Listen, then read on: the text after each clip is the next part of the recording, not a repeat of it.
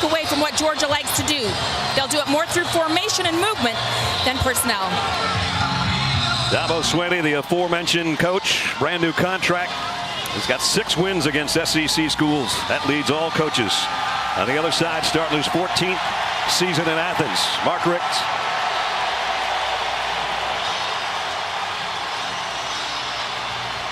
Checking the weather. Let's put it this way. It didn't take Todd and I long to get the sport coats off. It is hot and humid, as you would expect in late August in the South. 93 degrees. Georgia won the toss and deferred. Marshall Morgan will tee it up. TJ Green and CJ Davidson await the kick on the other end.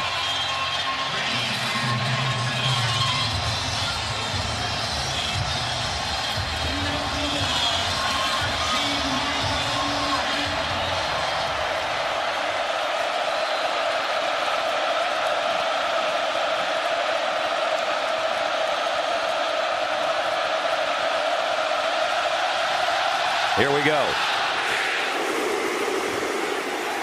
C.J. Davidson 3 yards deep. Davidson out across the 25 and out to the 30-yard line. Excuse me, against T.J. Green. And a nice return. So Cole Stout gets his chance out of Dublin, Ohio. You know, the interesting thing, one of the interesting things about Cole Stout taking over compared to when Taj Boyd took over in 2011.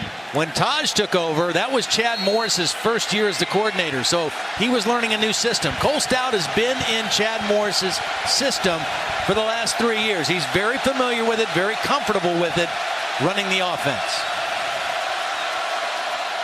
A fly sweep. Georgia trying to stretch it out, and they will. Adam Humphries, he is going to lose about 2. Let's take a look at our Chick-fil-A impact players. Mike Williams, he's got to fill the void left by Sammy Watkins and Martavius Bryant. Jordan Jenkins, one of the top outside linebackers in the SEC. And on the back end, Georgia has issues with their secondary because of inexperience, but not Damian Swann. He's making his 29th start, but now Clemson with a flag down. He's got a man free down the sideline, and it is Mike Williams. I think the flag's going to be Damian Swann offsides. He blitzed from the short corner. And again, Cole Stout, his first start on the road, but he was very quick in recognizing that blitz off the short corner and kept his poise and made the play. You got the call right, Todd. Well, we said impact players. Swann on one side, Williams on the other. Here they are. Pretty good idea to try to blitz. Damian Swann a little over anxious, and Cole Stout saw it right away, had his eyes in the right place at the right time. All the way down to the 34-yard line.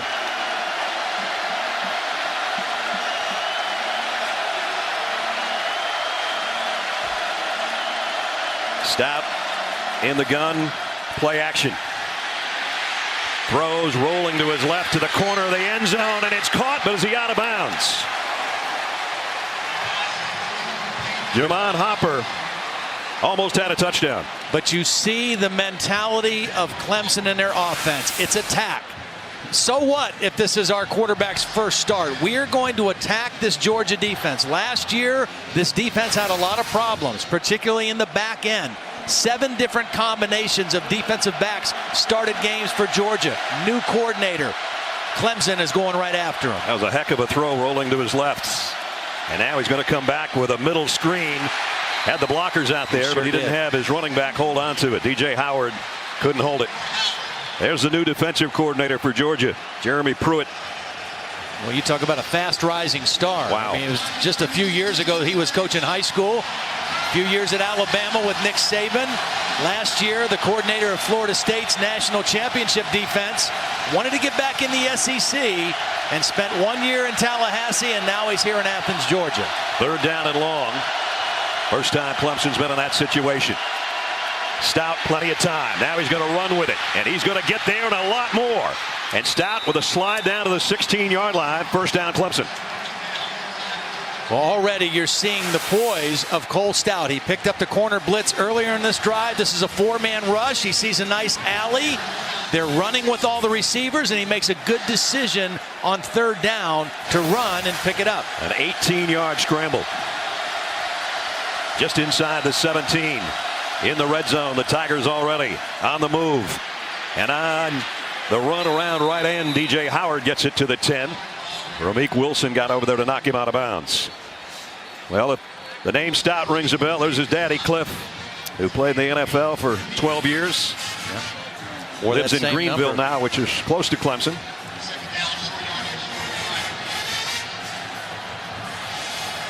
Backup center in right now. Guillermo, number 57, is in.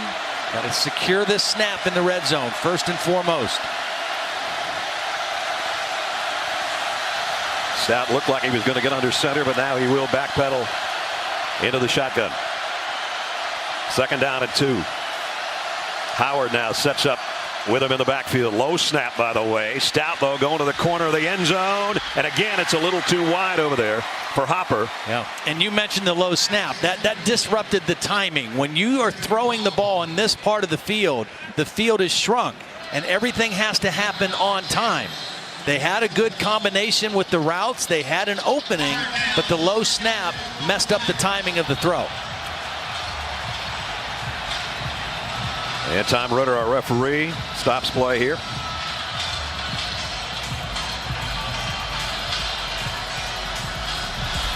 A sideline warning. I'm reading lips. I can't hear the official, but sideline warning's been issued. So a third down and 2. Earlier in this drive, they had 3rd and 10, and Stout ran it for 18. Well, I would expect run here. It might be a called quarterback run, but I would expect run on this 3rd and short in this part of the field for Clemson. Davidson in motion. They fake it to him. Stout straight ahead. Tough run. 1st and goal, Tigers. 2 great runs on this drive. One a long one, and that one a power run by Cole Stout. They loaded up the formation to the left and faked the sweep that way, and then he got right in the back pocket of his right guard, Kalen Davis. And a good smart run. A 6'4", 215-pound quarterback. That's a good safe call inside the 10-yard line. Already a 66-yard drive. And 1st and goal, Clemson on their opening possession. Handoff on a counter. Well played that time by John Atkins. Only a gain of a yard. One of the things I think is going to be critical in this game for both teams is the ability to rotate linemen, particularly defensive linemen. If you're asking them to rush the passer, that takes a lot more energy than it does to run block if you're an offensive lineman. Just as you say that, Georgia switches up some people and gets some fresh bodies in on their defensive front on 2nd down and goal. The ball just outside the 3.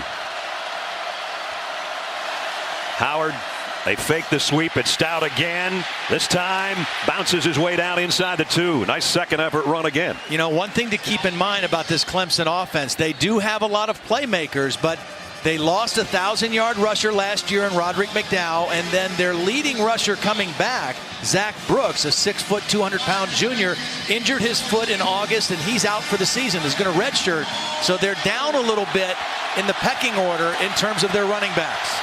Cole Stout, 2 runs on 3rd down already on this drive. 3rd and goal here. Touchdown, Clemson. DJ Howard. No, wait a minute. I thought he was in. Stop short. It looked for sure like he was going to make it easily in the touchdown, and he got hit from the inside and turned him sideways. Again, DJ Howard, 195-pound back. He's not a thumper. Watch him get hit and then turn sideways. A good hit by Tim Kimbrough, one of the inside linebackers, number 42, kept him out of the end zone. Great call, Todd. 4th and goal. And Clemson's going to take a timeout. You know, ordinarily you say you're on the road, you got a new quarterback, you want to draw first blood, get on the scoreboard first. I think when you're inside the 1 and you've had momentum on this whole drive, I think you go for it here. If you get stopped, so what? Your defense is the strength of your team. Make Georgia go 99 yards. But the problem is, again, they're down in running backs. Who do you go to as a power back in this situation? Is it your quarterback? Or is it someone else? Now, Wayne Gallman, we haven't seen him yet, number 9. He's a young redshirt freshman out of Loganville, Georgia. He's probably their strongest runner. But you give it to a freshman? I know. But you know what? You're going to have to give it to him sooner or later. That's true. You're going to have to trust younger guys sooner or later. He's on the sideline with his helmet on top of his head as the offense comes back out. Kirk Fleming does come in, though, as an extra back, a fullback at 230 pounds. So far on this drive, the best running back the Tigers have had has been their quarterback. And he's under center. But he'll hand it off. And touchdown, DJ Howard.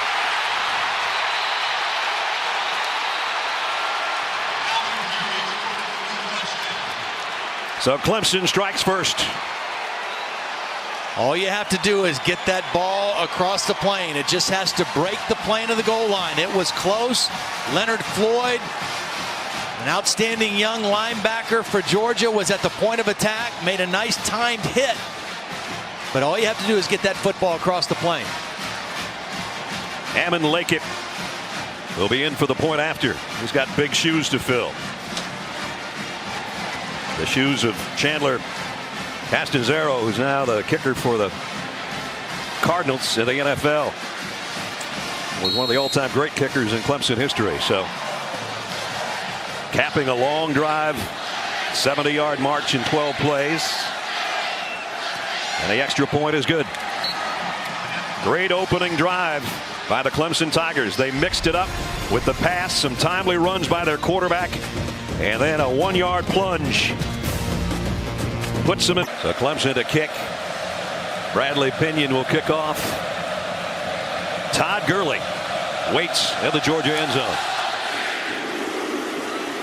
And he won't return this one. So a guy that's been waiting his entire career to hear his name called as a starting quarterback from Marietta, Georgia. He told us Hudson Mason gets his call. He had 2 starts last year after Aaron Murray got hurt, but one was on the road and one was a bowl game. And just like Cole Stout showed, the key early on is to play within yourself and play within your offense. Clemson had great balance in that first drive. 7 runs and 5 passes. Georgia's going to want to establish that run and get Todd Gurley involved. Keith Marshall, who's healthy after a knee injury. This is an offense that has a wealth of talent at the running back position. They're a little banged up at wide receiver, but they've got healthy talent lined up at the running back position. Todd Gurley, the tailback in the eye, had his career high last year against Clemson in the opener. Mason throws out complete and short gain out to Chris Conley. As we take a look at our Chick-fil-A impact players. Chris Conley, the wide receiver for Georgia. They don't have a lot of speed on the outside, but he's one of the leaders of that group. Grady Jarrett, Stephon Anthony on the defensive side, along with Vic Beasley, makes for an impressive defensive team on the Clemson side. Gurley's all wrapped up.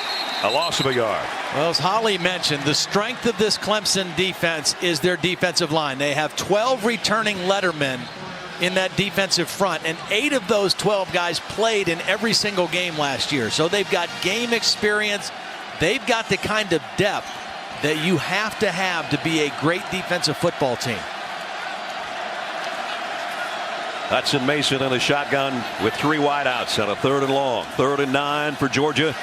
Going to throw the screen out to Gurley, and Clemson's all over it. Another loss, this time of 5. And Grady Jarrett, Georgia native who played lights out against Georgia last year, comes up with a big play here. Diagnosed the screen very quickly. They're very well aware of how good Georgia's screen game is, and Grady Jarrett was not fooled. He read it. He read the feel of the line and worked right down the line of scrimmage to stop it for a short gain. And so Georgia went the wrong way on their opening march. Lack of march, I should say.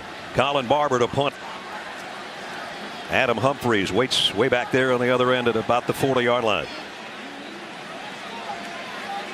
Clemson should stand to get very good field position after this exchange. High snap. Nice kick. Humphries. Whoa, way back. Fields it at the 21-yard line, and now retreating. Georgia trying to get him there, and wow, what coverage that was. Great kick, perfect placement, outstanding coverage. All 3 combined to take a sure situation where Clemson looked to have a short field, to putting them back inside the 15-yard line. That's how you do it. Long punt, an 11-yard loss on the return. Super Bowl MVP with the Ravens. He and Jesse Tuggle, great friends. And Jesse Tuggle is Grady Jarrett's dad. And Grady basically grew up calling Ray Uncle Ray. So he's over there pumping up Grady Jarrett, and he pumped him up pretty well on that screen pass where he dropped Gurley for a loss and forced the punt. So Clemson's second offensive series from the 10-yard line. Straight ahead run this time. And a pretty good one by DJ Howard. Picked up 4. Marlo Herrera from the linebacking core for Georgia made the stop. You know, I think as much as anything for Jeremy Pruitt, the defensive coordinator at Georgia in this game, is to do whatever he can to breathe some confidence into his defensive group. They gave up a touchdown and a nice drive the first possession, but there's a lot of football left to be played. And they'll keep it on the ground. And this time Georgia stops him after a short gain, maybe a yard.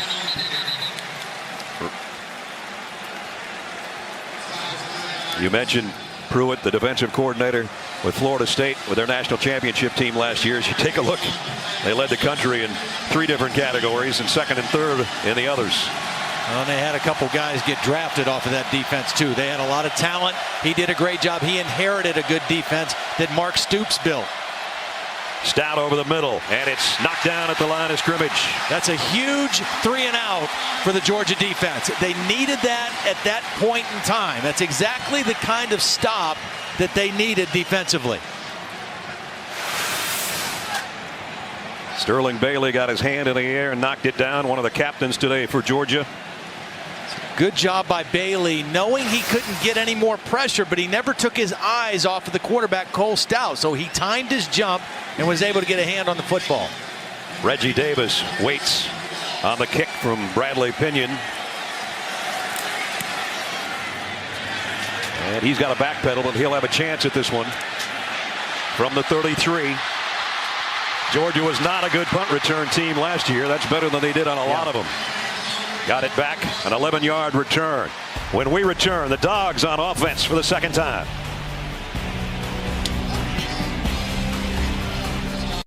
(38-35). This is a 64th meeting between these two teams.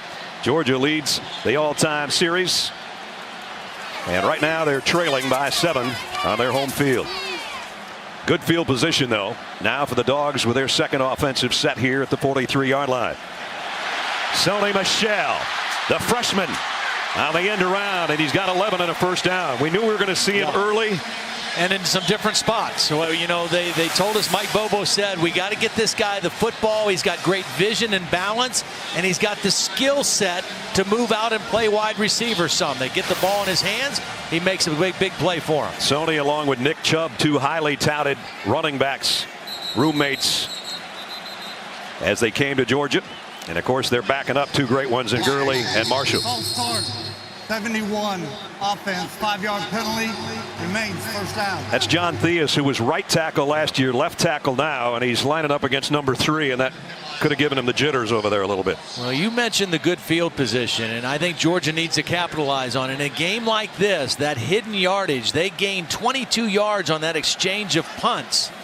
They need to capitalize. Here's Isaiah McKenzie, and he is lightning fast. We expect maybe to see him as a return man today. He's a little guy, but he's another freshman, and he gets 9 yards. He's got that burst that a lot of guys don't have. Mark Richt says maybe more quick than fast, but you saw it there to get it down to the 42-yard line. Second down and 7.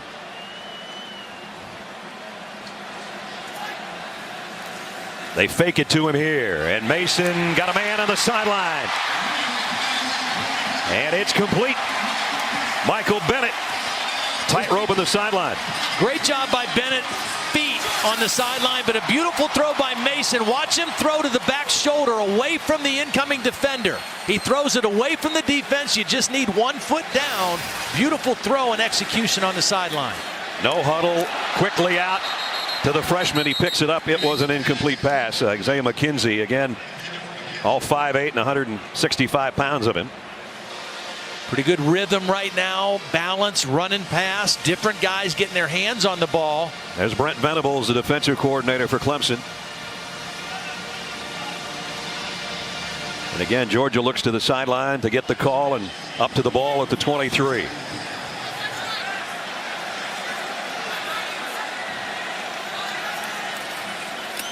They give it off to Gurley. Gurley's got the corner. Gurley's got the end zone. Touchdown, Georgia.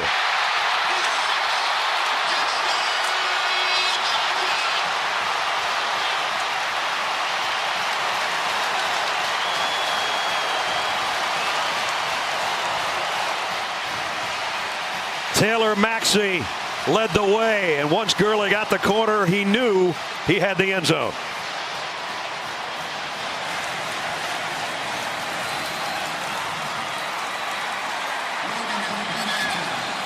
Marshall Morgan in for the point after.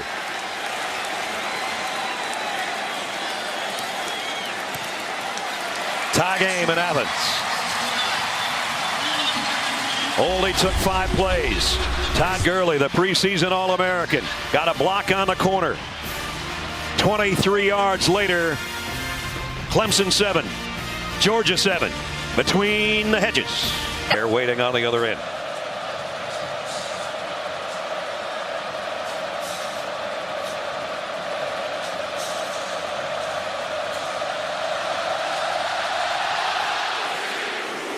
This one's high and taken at the 3 by Green, but he's tripped up as he crosses 15. Nice play by Sony Mitchell, the freshman on special teams, has had a couple of big plays. Let's take a look how Georgia's finding success, brought to you by Expedia. Todd. Well, they got 2 linebackers out of position, Stephon Anthony and B.J. Goodson. You're going to see both of these guys get out of position. Now the action starting this way is going to take care of Anthony, and then the block by Maxey is going to take care of Goodson. Watch the action fool the inside linebacker, and then the beautiful block on the edge, and that's all Gurley needed to get the ball to the end zone. Tigers from their own 16. Stout going to have it quickly out into the hands. Davidson run out of bounds at the 20. C.J. Davidson, kind of an interesting story. Went to Clemson as a track man and track scholarship. He's a long jumper and a triple jumper. Sometimes you see track guys become wide receivers. Yeah. You usually don't see them become running backs. No. It says something about his toughness, I think. He'll flush out of the backfield. Stout wants to come back the other way and's got a wide open man, but he dropped it. Would have been a first down. Mike Williams didn't look that one all the way in. Yeah, that's a good read and a good throw by Stout, and that's a ball that Williams has to have. And all he did was take his eyes and start to look upfield before he secured the catch. He's trying to find where the defender is coming from, and he didn't take care of first things first, and now he puts his team in a 3rd down situation. And if Georgia gets a stop here on 3rd down and 7, this place is going to light up again.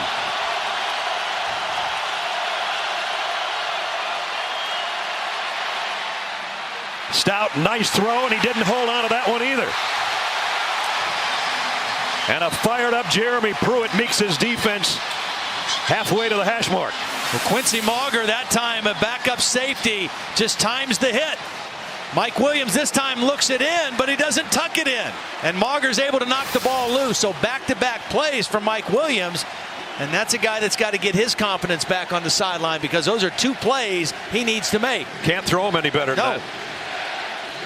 Minion to punt. Reggie Davis should have good field position again. This one an end-over-end kick. It's going to take this one at the 44. Davis short return. Nice coverage by the Clemson Tiger punt team. 5:57 remaining first quarter. Georgia back on offense in a minute. And again, excellent field position for Georgia. Their own 47-yard line. They got Sony Mitchell in there again, number 1, the freshman, along with Keith Marshall. So a different look in the backfield again. A lot of depth for the Dogs at running back.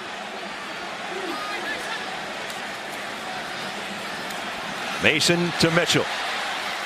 Got it to midfield, drags a couple guys with him, shows some power, and picks up 5.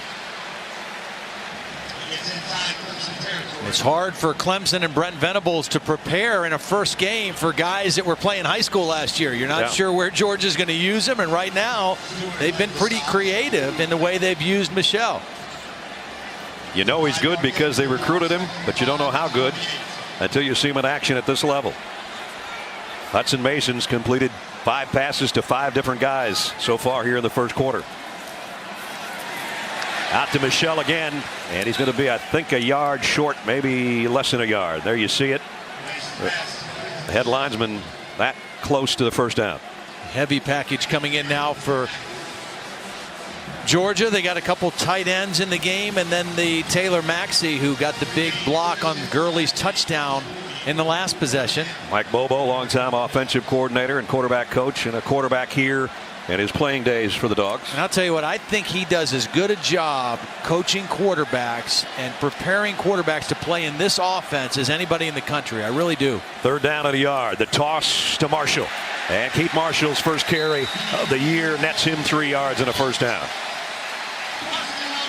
You know, last year, think about this. This offense last year set a school record in yards per game at 484 yards, and they had all kind of injuries to their skill guys. Marshall and Gurley missed 11 games combined. Their best speed receiver, Malcolm Mitchell, was hurt in the first game, and they battled through all that and still set a school record for yards per game. Keith Marshall hurt his knee against Tennessee early in the season last year, so back healthy here, and blocking for Mason, who's going deep. Man out there, and broken up, and a flag. Chris Conley, the intended receiver, but we're going to have pass interference on Jadar Johnson.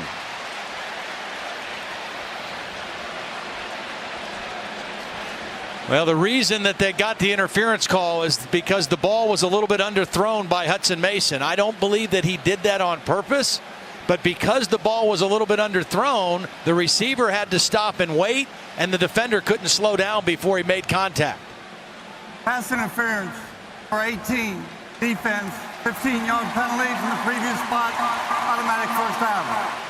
Jadar Johnson is running like crazy from the backside of the formation to get there to make a play. But because the ball's underthrown, the receiver stops and slows down, and Johnson doesn't know where the ball is and continues to run in to the intended receiver.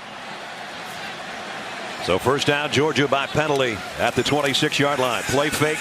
Mason's going right back to the corner, and this one broken up. Reggie Davis, the intended receiver, and another flag. This one might be on Jenkins.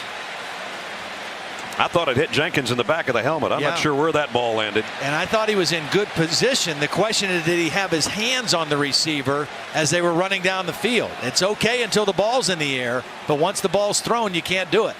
Pass interference, number 14 defense, 15-yard penalty for the previous spot, automatic first down.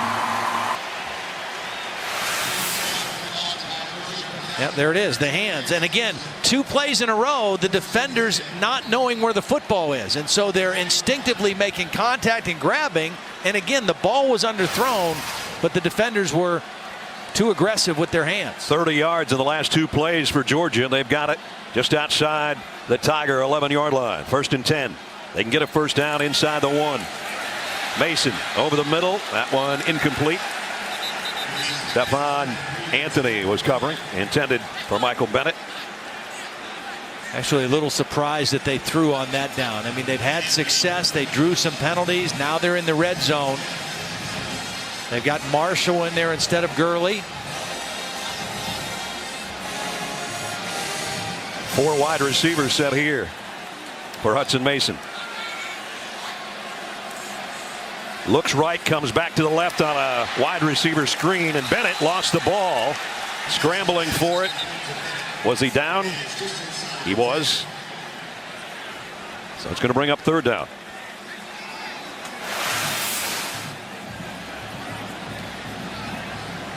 Ooh, that was close.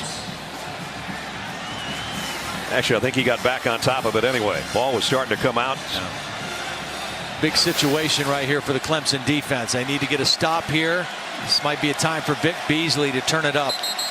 Make a play right here on the edge.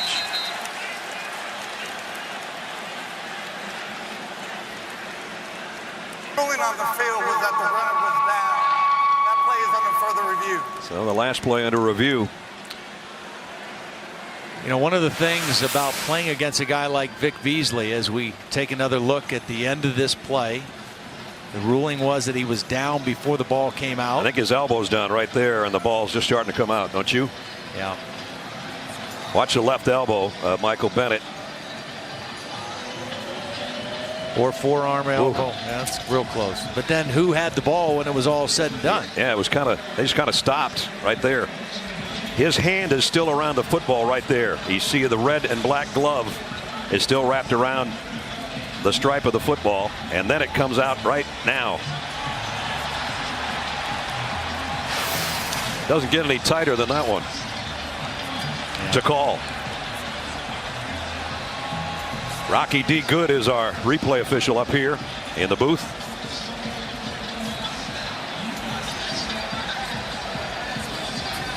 Dave Kataya is back in our studios. Dave, you had a look at that one. What do you think?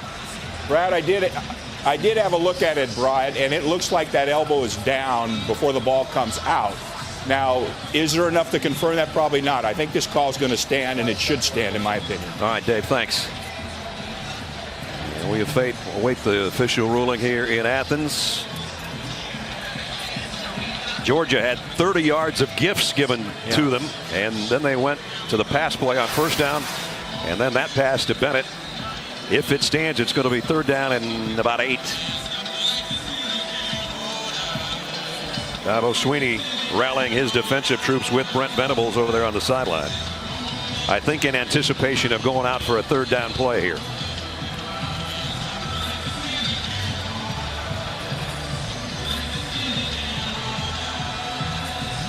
So the conference still going on, and Rocky D. Good and Tom Ritter having their chat.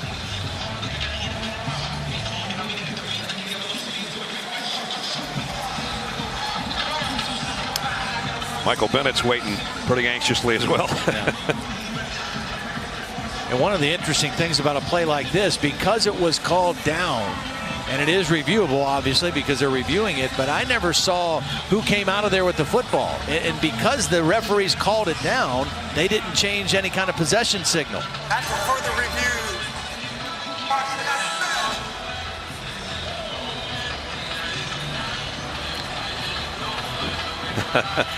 after further review, ball was out and lost possession prior to the runner being down. There was a clear recovery by Clemson. First down. Wow. That is a huge, huge play. And one of the biggest replays of the opening college football weekend.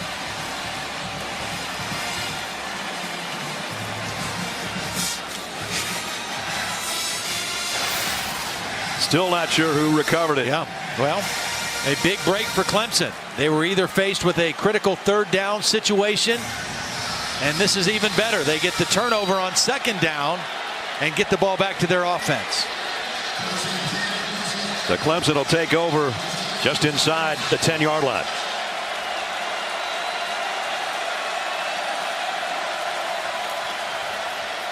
Clemson trying to get something on the ground here. I'm going to go back to Dave Kataya back in the studio. Dave, if you're still with us, what do you think of the call? Brad, as I said before, there's not enough evidence there to overturn that call, in my opinion. You can't tell when the ball comes out versus the elbow hitting the ground. I'm with you. Yeah. But Clemson fans are happy. Second down and 7. Georgia looks mixed up defensively. They have 2 receivers out to the left. Only 1 defender right now. Here they come running out. Stout, deep ball, got a man, broken up at the last moment back there in the secondary by Reggie Carter. Yeah, that was Sharon a great Peak play. had a step back there. That was a great play by Carter. Again, they looked a little bit out of position on alignment. They ran out late, and credit Carter for not giving up on the play. Another well-thrown ball could have been a catch, but Carter rips his arm in there and fights the ball out. Now it's third down and 7. Georgia would leave the hold and get the ball back after that controversial fumble. Here comes a blitz. Stout going to go down inside the 5. I think Damian Swann is the guy that caused the commotion on the blitz. Boy, really well-designed blitz, timed blitz. Remember, Damian Swann jumped off sides early on a blitz. This time he times it perfect. This disrupts the pocket, and then they're able to collapse. It was kind of a zone blitz, so Lorenzo Carter showed blitz, and he dropped into coverage, and Damian Swann, the timing is what made the play for Georgia. Bradley Pinion doesn't have a lot of room right here to field this snap and try to get the punt away. But Georgia's got the return on, and it'll be Reggie Davis from the 46, and he's got it back to the 36. Well, coming up tonight, 8 o'clock on ABC. Heisman Trophy winner Jameis Winston and top-ranked Florida State Seminoles begin their title defense. They'll take on the Cowboys of Oklahoma State in the Cowboy Classic. Saturday Night Football presented by Wells Fargo tonight, 8 Eastern on ABC. You know, that last possession, they moved the ball. They got 30 yards worth of gifts when they were throwing it and got the interference, and then they turned it over on a passing completion. I think they got to go back to feed number 3 here. Great field position. Give it to your big guy here and let him try to run the football. Here's a toss to Gurley with a fullback in front again. And Gurley down the sideline punishing people as he goes. I'd give it to him shove again. at the end. Give it to him again. You know, he wasn't even in the last possession. Marshall was in most of that possession. They threw almost every down. He's fresh. He's in better shape this year than he was a year ago. Make them tackle him because that gets old in a hurry. This time they fake it to him. Mason, a lot of pressure, and he's just got to toss it out there. Closest guy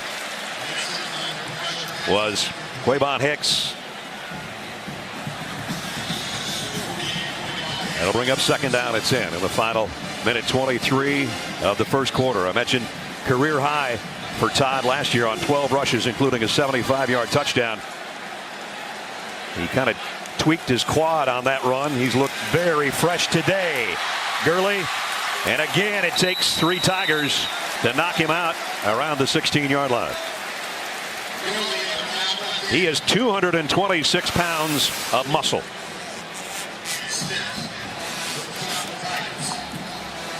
Nice job blocking by John Theus, the left tackle, turned back inside.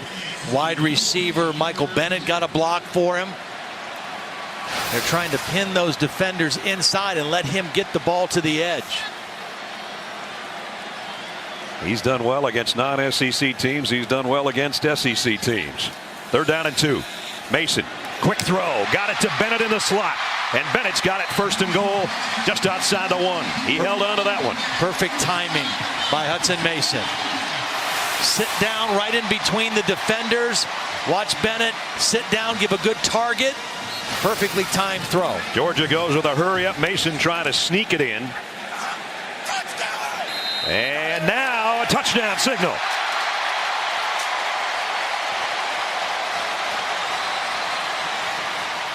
Good job by the Georgia offense to go in a hurry. And Hudson Mason from a yard out. Well, little page out of the Clemson playbook. Get a 1st down, line up and go fast. They caught the Clemson defense not ready to play. And Hudson Mason, very simple play. The safest play you can run, a quarterback sneak. There's no exchanges other than the center quarterback. And he got a good push into the end zone. A good push from Todd Gurley. Marshall Morgan for the point after. Up and good, and Georgia's got their first lead of the 2014 season.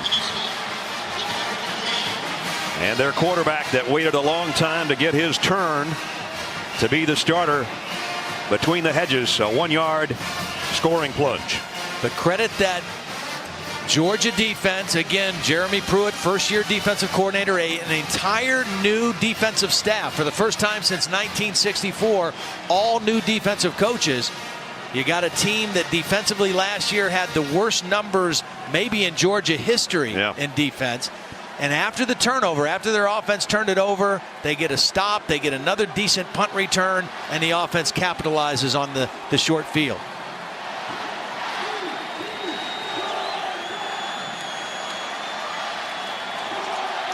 Clemson's had 3 3-and-outs back to back to back.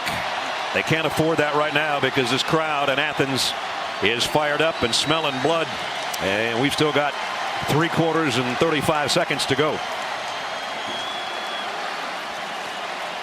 Now, last year, this game featured over 1,000 yards of offense, 38-35, back and forth game, lots of big plays. I don't anticipate that it's going to be that same kind of a high-scoring shootout. I think the defenses of both teams are a little bit stronger. But right now, Georgia taking advantage of field position to get this lead. Marshall Morgan, and this is a short pooch kick here. Taken at the 21-yard line and slipping down right there. One of the up men in the kickoff return. That was Martin Aiken, backup linebacker. Dick's Sporting Goods kickoff week continues tonight, 9 o'clock Eastern. When we're done, number 14 Wisconsin and number 13 LSU get together in the Advocare Texas kickoff. College football primetime presented by Hampton Hotels tonight, 9 Eastern on ESPN and live on Watch ESPN. You get your first look at Leonard Fournette. A lot of people saying a lot of big things about this guy and comparing him to guys like Adrian Peterson, and he's just a freshman. And we're getting our first look at Deshaun Watson also, the young freshman quarterback that they believe is the future. We knew he'd play some tonight. Georgia native, his first snap, and he'll run with it. And he runs well with it near the 30-yard line. Deshaun put up ridiculous numbers in high school. Over 13,000 passing yards, 4,000 plus on the ground, and just had a sensational high school career. One of the top dual threat quarterbacks in the country coming out in this his freshman season. C.J. Davidson, he's got a first down. And good, just, tough run. If you're watching, just so you know, this is not a reflection on Cole Stout. The coaches said knew they were going to play Watson. Watson knew he was going to get to play. I think it's just a little change of pace because he's a little bit more of a dual threat guy. Clemson took the early lead. The Dogs back-to-back touchdowns at the end of one. Lead 14-7.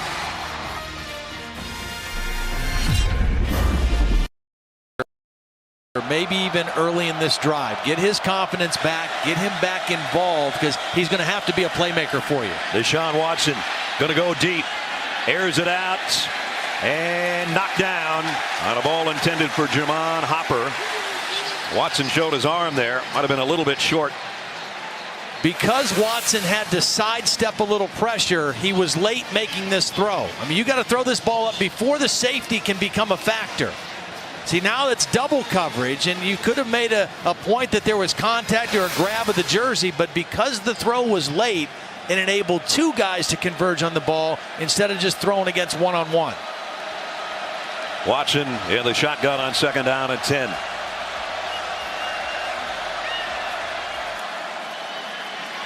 Nice hole up the middle. Good blocking for C.J. Davidson again. And he got 6 yards. It'll bring up 3rd down. Clemson working in some new offensive linemen, new starters this year. And then one of the guys they did have coming back as a starter, David Beasley, is suspended for 1 game. They have 3 players that are missing this game because of suspensions. Beasley was a 2-year starter at guard. Howard will empty the backfield. Watson going to go deep again. He's got a man. Perfect throw to Mike Williams. Todd just mentioned it, and that one was right on the money. See, he's too big of a factor for your offense to get down on him. So you go right back to him. You give him another opportunity. Great release off the line of scrimmage to get separation from Damian Swan. And then Watson with the perfect throw over the outside shoulder. That was pretty. Inside the 31 for Clemson, first down. 29-yard pass play. Watson wants to go back to the air. Boy, he's fired it, isn't he? Wow. Touchdown. Sharon Peak. What a throw. 30-yard laser shot. Touchdown, Clemson.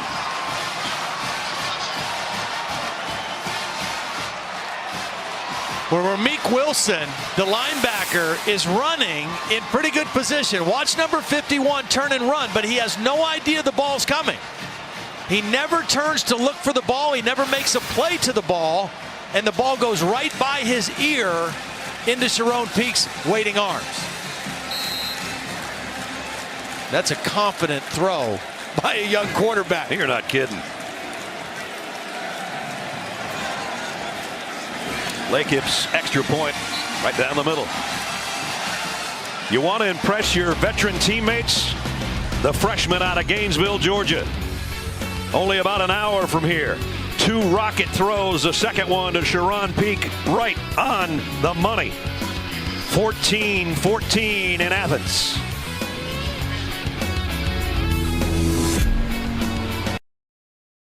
A 30-yard strike has tied the game as we take a look. Take you inside the drive. Direct TV's inside the drive. Todd? Well, 2 things to watch. Number 1, watch DJ Howard pick up the blitz on the end of the line. And then watch Ramik Wilson. He's going to run with the inside receiver and be in good position.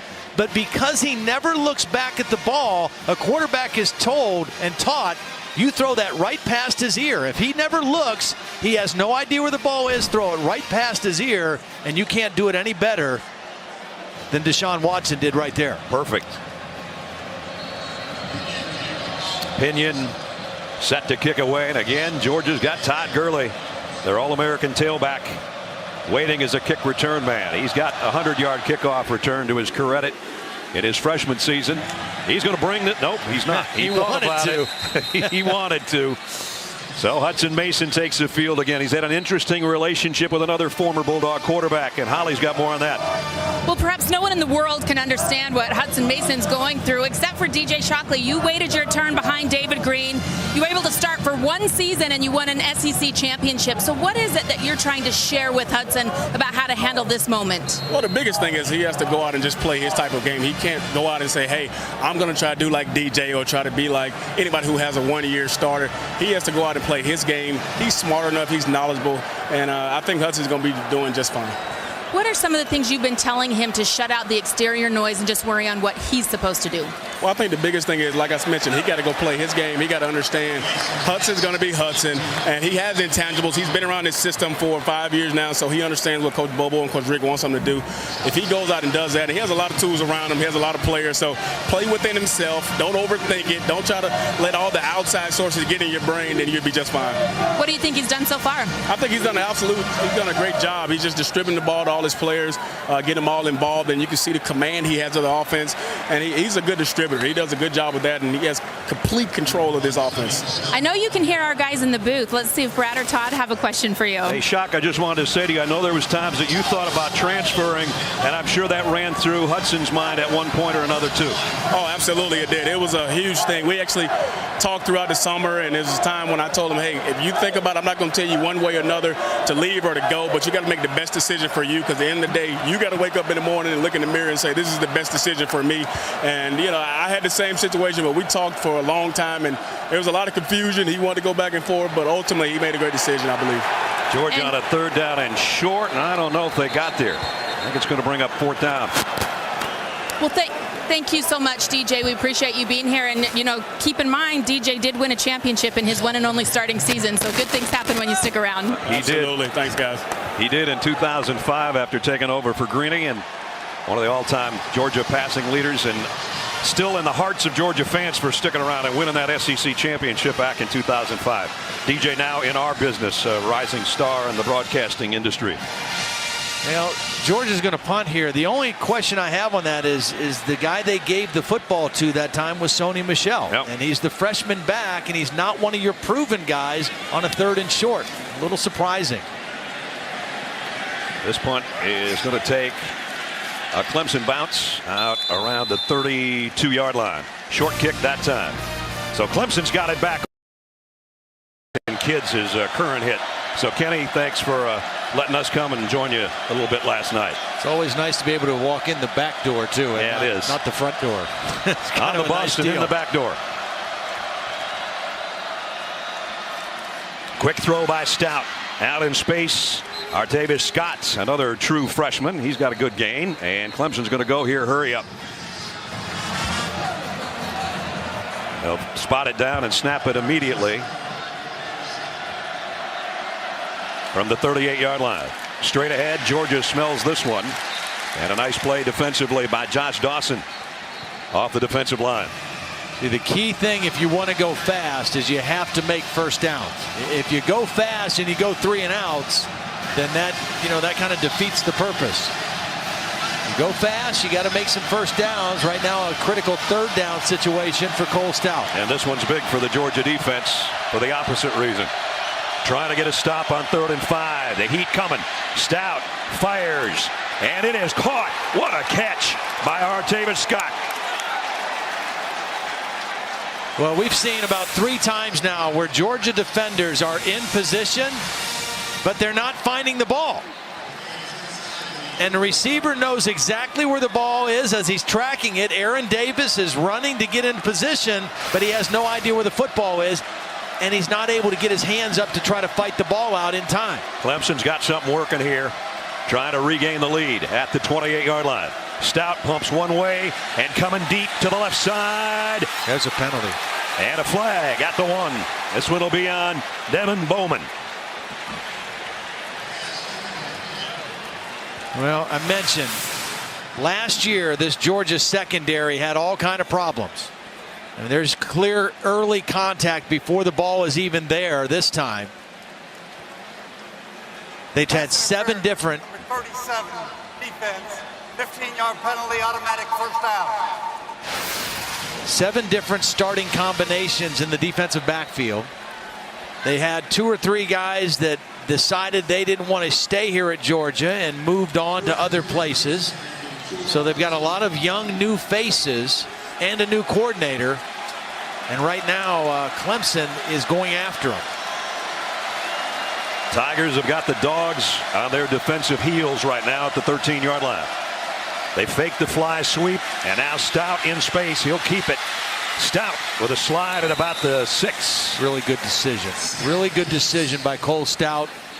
You're in scoring territory. You're in definite field goal range. If you don't like what you see, just get positive yardage closer to the goal line. Again, his dad, big smile on his face over there. I think that's his brother Zach too that's standing next to his dad. Zach played at Ole Miss. Last time they were in this formation, it was a quarterback power run. Here it is again. And he's going to have the first down, I think, or is it just a little bit short? It's going to be shy. Marlo Herrera made the stop.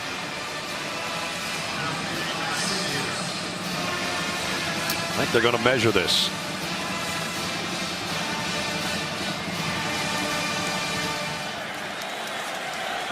No, maybe not. I thought the officials called for a measurement. Yeah, they're bringing the chains out. Let's check in with Holly while they're getting set to measure. Well, you were talking about Cole Stout's dad, Cliff Stout, sitting in the stands. He was a backup quarterback himself. He knows what that feels like. I talked to him before the game, and I said, were you able to sleep last night, or how nervous were you? And he said, I take my cues from my son. He's calm, cool, and collected. So he doesn't get nervous. That helps me not get nervous. So far, he's looked pretty calm today. I don't know if I believe that. As you said earlier, the parents of these quarterbacks are more nervous than the guys are, right? Yeah. I think he probably slept like a baby, woke up every 3 hours crying. So it's 3rd down and less than 1.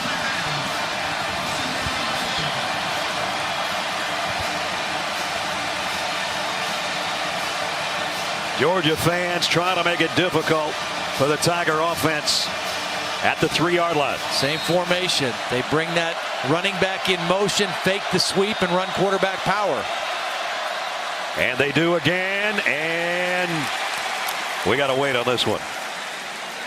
I think he's still short. Yeah, this time he tried to run to the opposite side of the formation. They showed the same look, but instead of running back to the left on the quarterback power, he tried to follow the right side to get the first down. Now you got a decision. 4th down and length of the football in a tie game. As you said earlier on that opening drive by Clemson when they got it on 4th down, but they were at about the 1-foot line after a 70-yard march. This one's a little different story.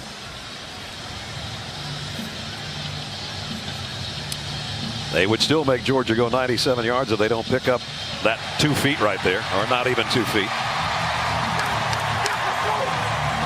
I don't know. I would be inclined to kick here and get 3 points and take the lead on the road. I think Clemson's going to go for it. Dabo just looked at his tight end and his quarterback and said, let's go get it.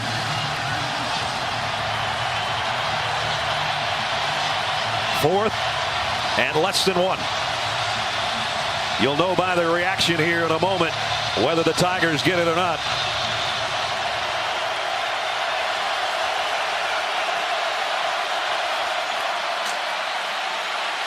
This time he got it. Yep.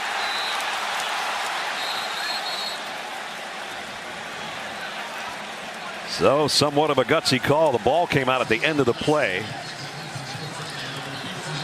And it's going to be 1st and goal, Clemson.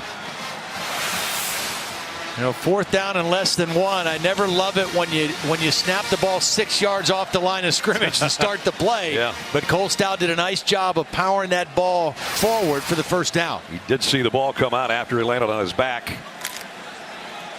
Right at the 2-yard line. 1st and goal, Tigers. Whoa. Davidson picks it up. Trying to head to the corner. Georgia will meet him before he can get there. Loss of a yard. So you know what happened here? Cole Stout was under center, and I think the center thought it was a shotgun snap, and that thing squirted out to the side. The center, Ryan Norton, he snaps it like it's a shotgun, I think. This time they went under center, and it's a bad exchange. Watch, that ball didn't even come close to hitting Cole Stout's hands. And Clemson is very, very fortunate that they still have the football. And they do have it. 2nd down and goal.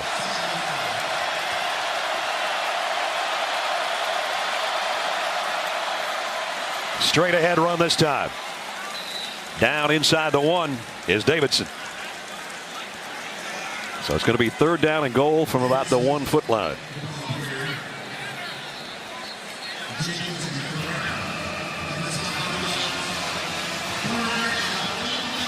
Tenth play of the Clemson drive. And again, 3rd down inside of 1, and your quarterback's in the shotgun, but this is your offense. The last time they were under center, they didn't get a good exchange.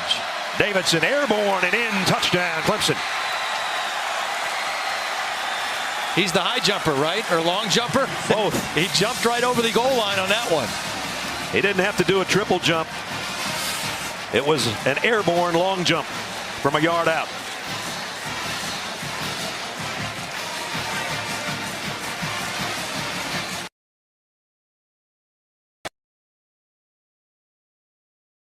Both of their quarterbacks led back-to-back touchdown drives. I mean, that's great for the confidence of their entire offense, and particularly their 2 new quarterbacks. C.J. Davidson, only his 5th career touchdown, but he's got Clemson back out in front. We had a great time. Went to Oxford on Sunday, Clemson on Monday, Athens on Tuesday. So Clemson's regained the lead now. 68-yard march in 10 plays, capped off by a 1-yard touchdown. And Todd Gurley, they keep him out there as a kick return man. They probably should have had him out there offensively on the last series. Georgia getting kind of cute with their offense. I'd give it to number 3 a few times if I was them. Gurley 5 yards deep, and Todd will bring this one out. And there he goes. 1 block and it might be over. Todd Gurley, coast to coast. Can he make it? Yes, he can. Touchdown.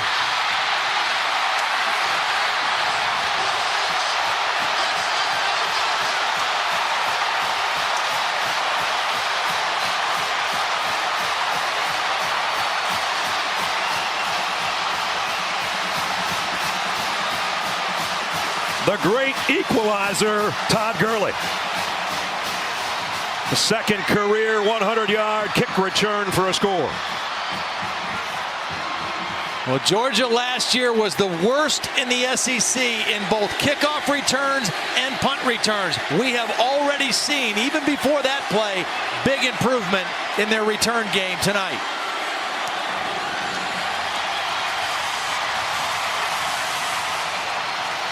And he is a dynamic playmaker. He wasn't able to return the first 2 kicks. This time he gets it. Same guys, the fullback, Maxey with a block on the kicker. Jeb Blazevich, a freshman tight end with a big block. And all Todd Gurley needed was a crease. They never did get him down. At the end of 100 yards, he's still standing.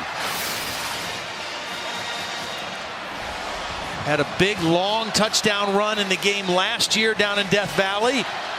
This one even longer off a kickoff return. But he is one of the premier players in all of college football. And the more times you can feed him the football, the better I think your chances are of winning, as long as he's fresh and strong and can handle it. Let's check in with Holly. Fresh, strong, and healthy. Todd Gurley last year and an ankle.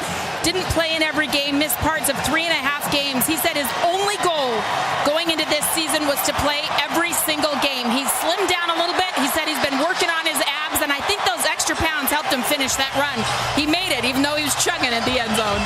I don't know what Homer Simpson would say about that, but he's a Homer Simpson guy. He's watched that all week long. He's got 5 Simpson watches, including the one he was wearing that his sister gave him in our meeting yesterday. But he has lit the crowd at Sanford Stadium.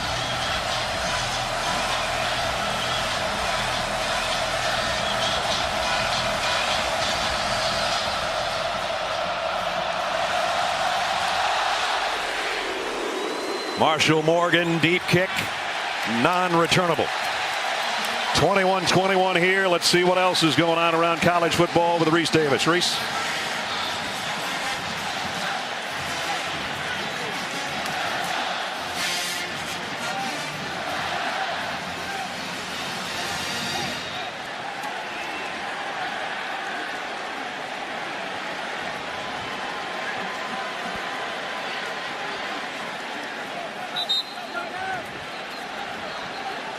Here a matchup of ACC and SEC, deadlocked at 21. Cole Stout, who led the last touchdown drive, brings them back out as they start at the 25-yard line.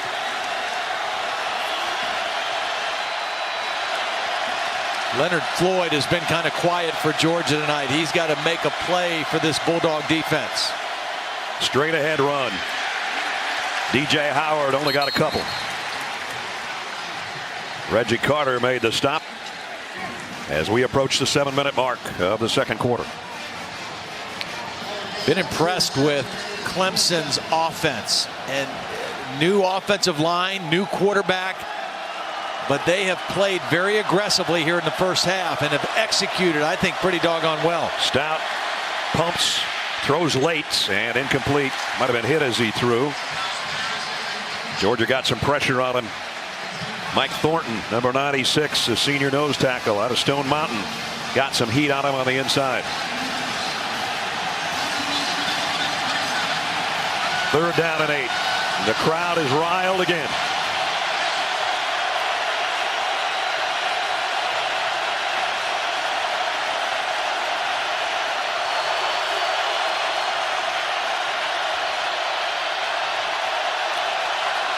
Kind of an awkward look for Cole Stout right now. Only 2 down linemen, 4 guys standing up. They draw the audible. Now they back out of it. Gotta hurry. Too late. Unless they got a timeout called. They did. That is their second timeout. That was created by the confusing look that the Georgia front was giving Cole Stout. A big third down for Clemson when we return.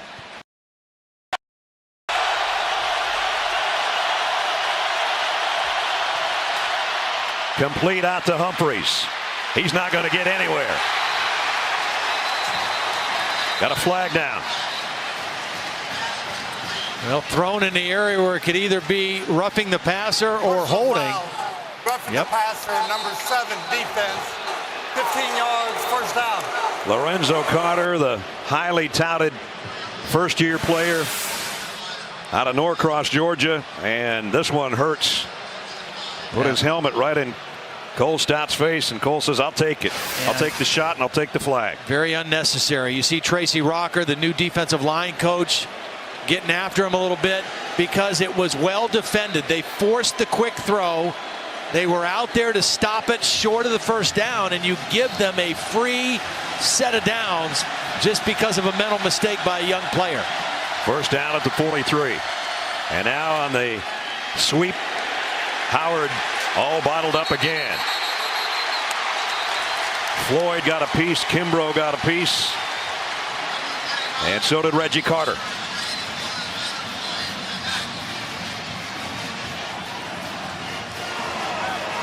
Again, Clemson just stays at the line.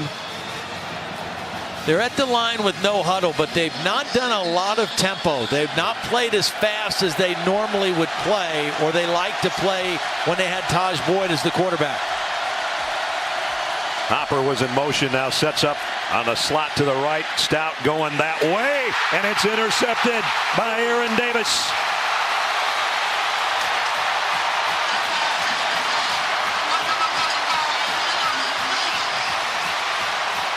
A redshirt freshman walk-on who Jeremy Pruitt said he's got size, he can run, and he makes the first big play of his career. Well, and Aaron Davis played corner all spring.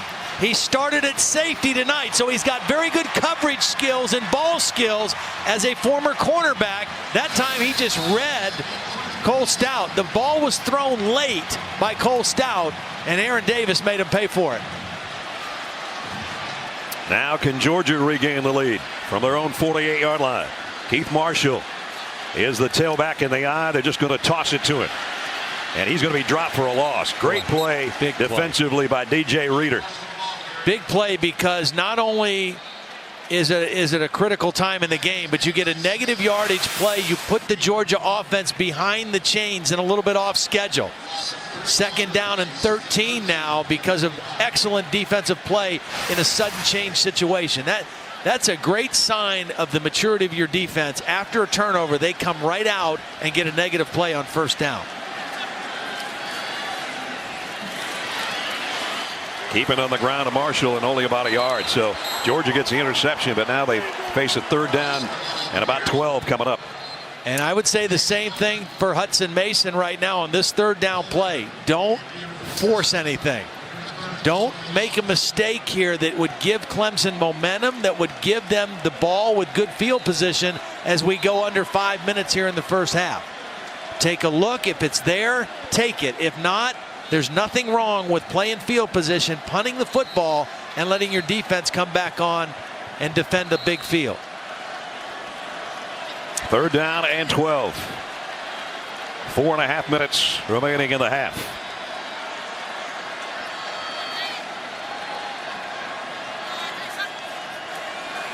Mason, short throw, and Marshall dropped it.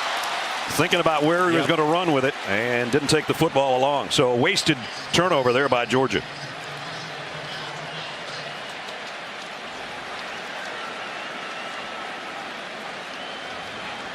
And that'll mean a punting situation for Colin Barber. He blasted one earlier in the game, second longest punt of his career, a 60-yarder. He just liked to hang this one up and not let Adam Humphries bring it back the other way.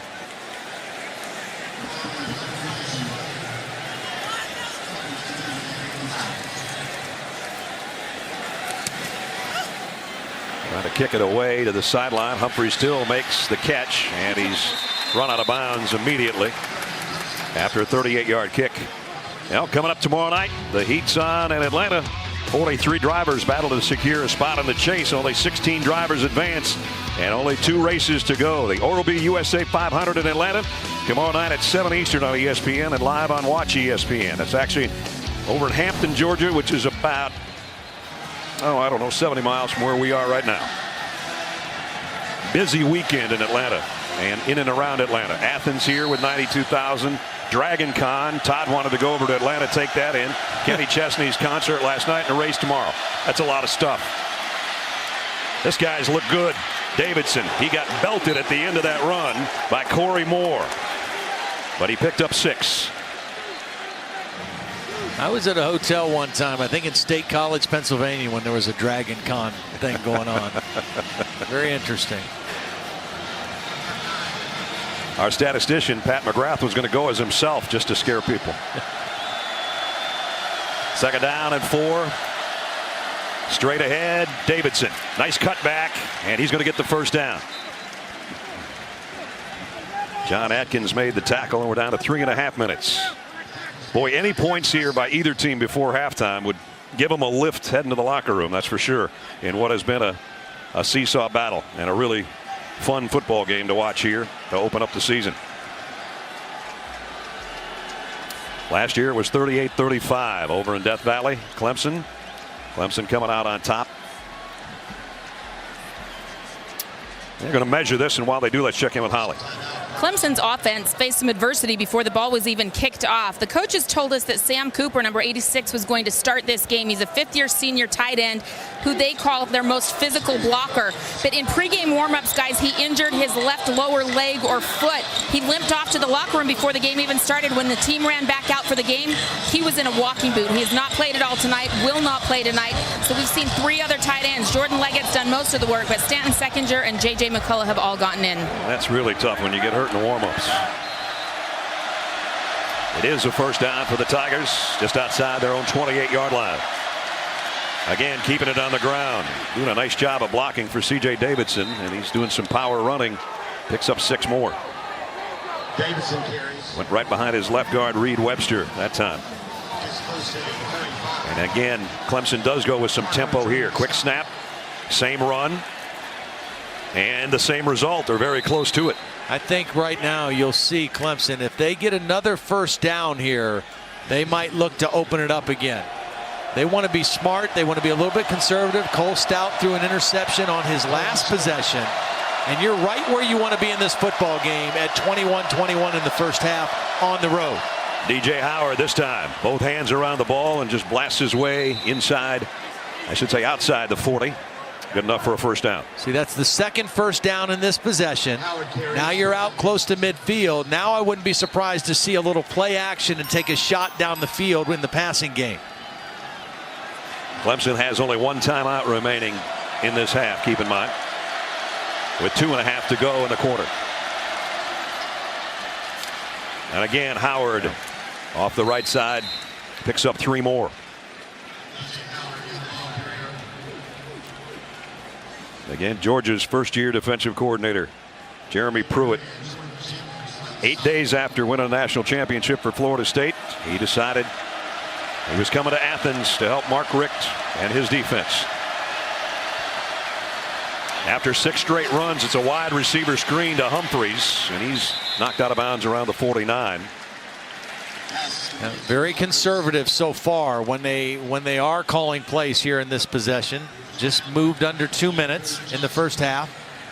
Again, if you're Chad Morris, if you're Dabo Swinney, you don't want to make a big mistake here. You don't want to do something to turn the momentum of the game. You're right where you want your team to be, tied up in the first half with a new quarterback on the road against a ranked opponent. 3rd and 1.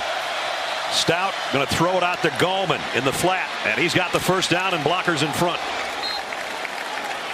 Whipped it out to Gallman, who hasn't seen a lot of action. Redshirt freshman, also a Georgia native out of Loganville.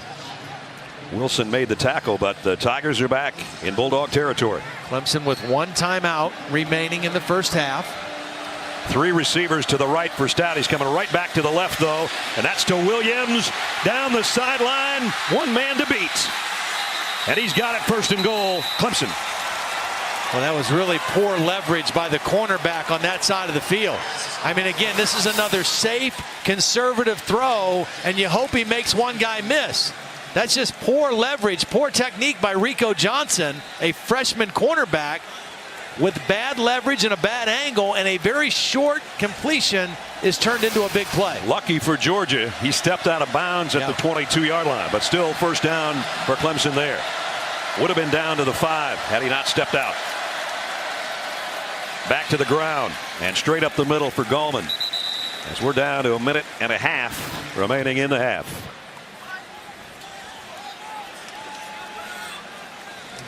Williams, one of our impact players, and has made an impact on this drive as Clemson's trying to regain the lead here before halftime.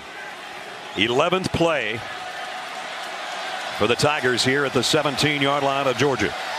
See, they're not in any sense of hurry up urgency right now. They're wanting to use the clock, and I think Dabo would be very happy with a field goal here and a 24-21 lead. Look for a touchdown, but don't go crazy here. might look for the touchdown right here and overshot everybody. I think Stout knew that double coverage back there. He was just going to get rid of it and save some time. Clock stop with 55 to go.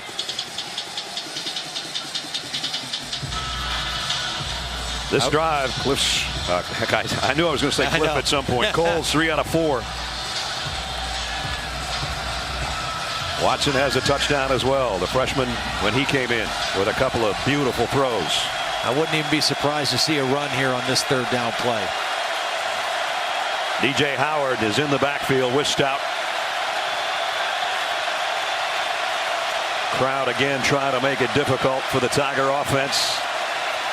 Stout rolls, got a lot of pressure early and incomplete. So that time the Dogs brought some heat.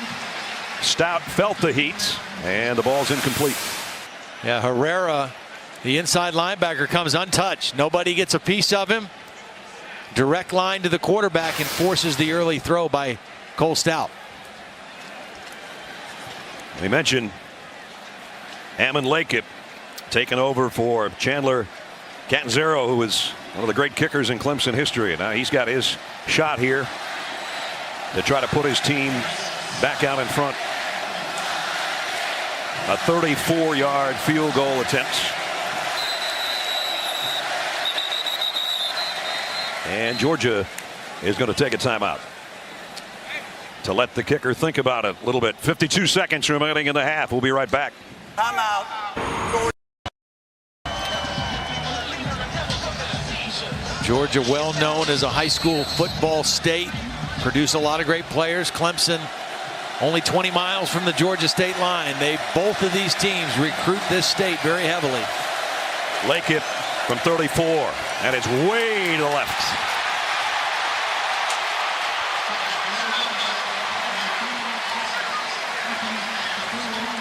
Still at 21, and the halftime is coming close. Reese Davis, let's check in with you.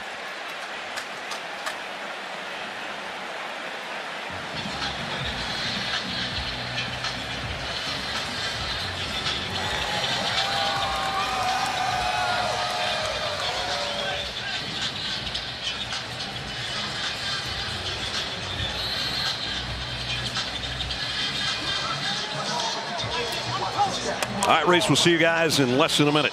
Georgia takes the football back after the missed field goal at the 20-yard line. Hudson Mason joined in the backfield by Todd Gurley. And he's going to throw it across the middle to Bennett. I thought he was going to go to Gurley for a moment there. Pickup of about 4. Well, Georgia used a timeout, but I just can't imagine that they're going to get real fancy here. The same thing is true for Mark Richt in Georgia right now. It's 21-21. Our defense has made a couple stops. Our new quarterback has played pretty well. Let's not do anything to turn the momentum drastically here at the end of the first half. We get to receive the ball to start the second half. We won the toss and deferred in the first half.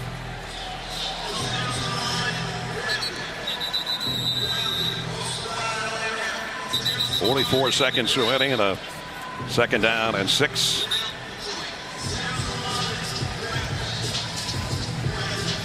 Georgia, 2 of their biggest play receivers, their speediest guys, aren't in the game due to injuries, and 1 due to suspension.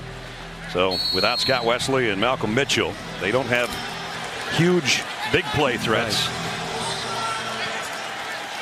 Bennett and Conley, those guys a little bit more possession receiver types. 2nd and 6. And the throw completes, and it's a first down to Jay Rome, the tight end. That's first catch by a tight end. And now that they got the first down, Hudson Mason says, let's go get something here. Or at least maybe take a shot.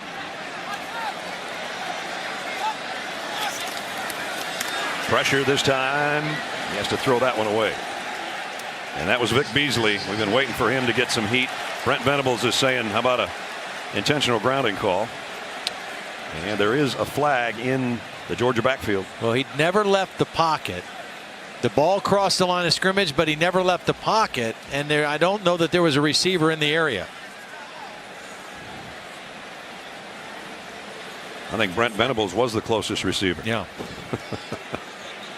And he's wearing purple, right, not red.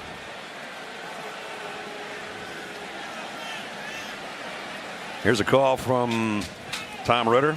He's looking at Hudson Mason's jersey number, I think. Well, I just think you run the football and you go into the locker room. For 14, offense. Penalty will be at the spot of a foul. 3rd down. Foul also carries a 10-second runoff.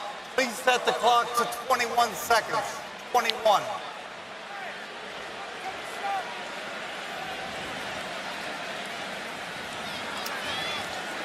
The only thing, if I'm Clemson, I wouldn't get real lazy just expecting Georgia to run out the clock, because if you hand it to Todd Gurley and he gets a block or two, might change the whole game again.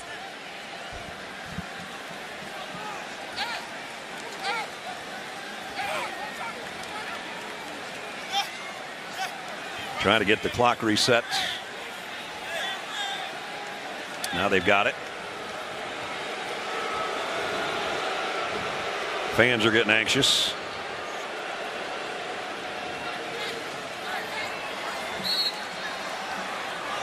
So final 21 seconds.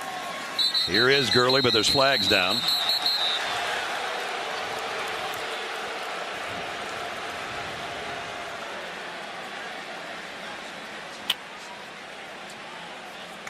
This might be the longest final minute of any half so far in this opening college football week. It's nice to set records for something.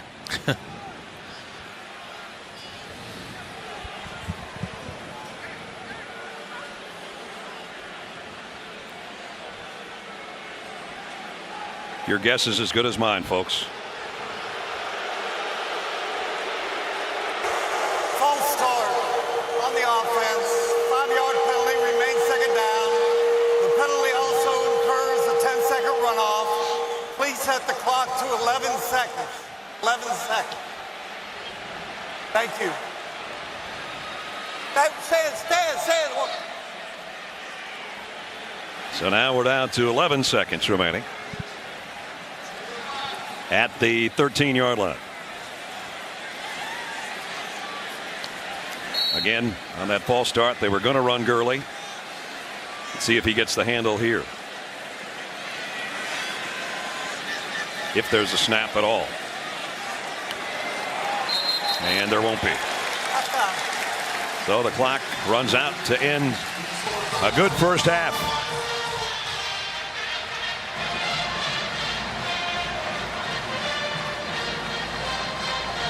A lot of big plays in the first half.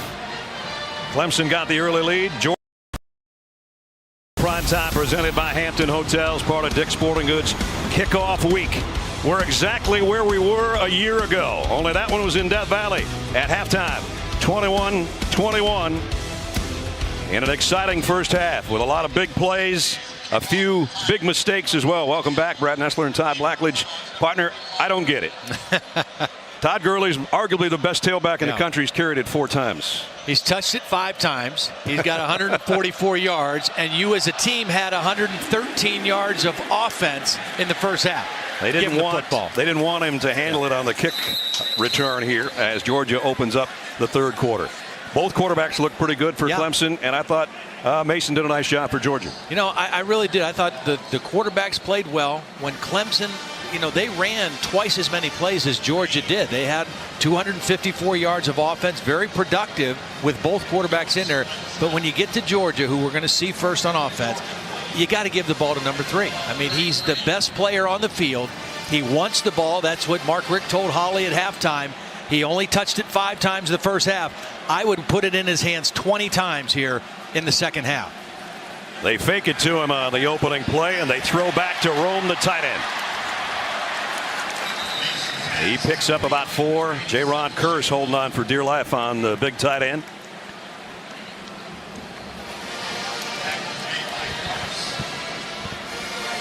So it'll bring up 2nd down and 6.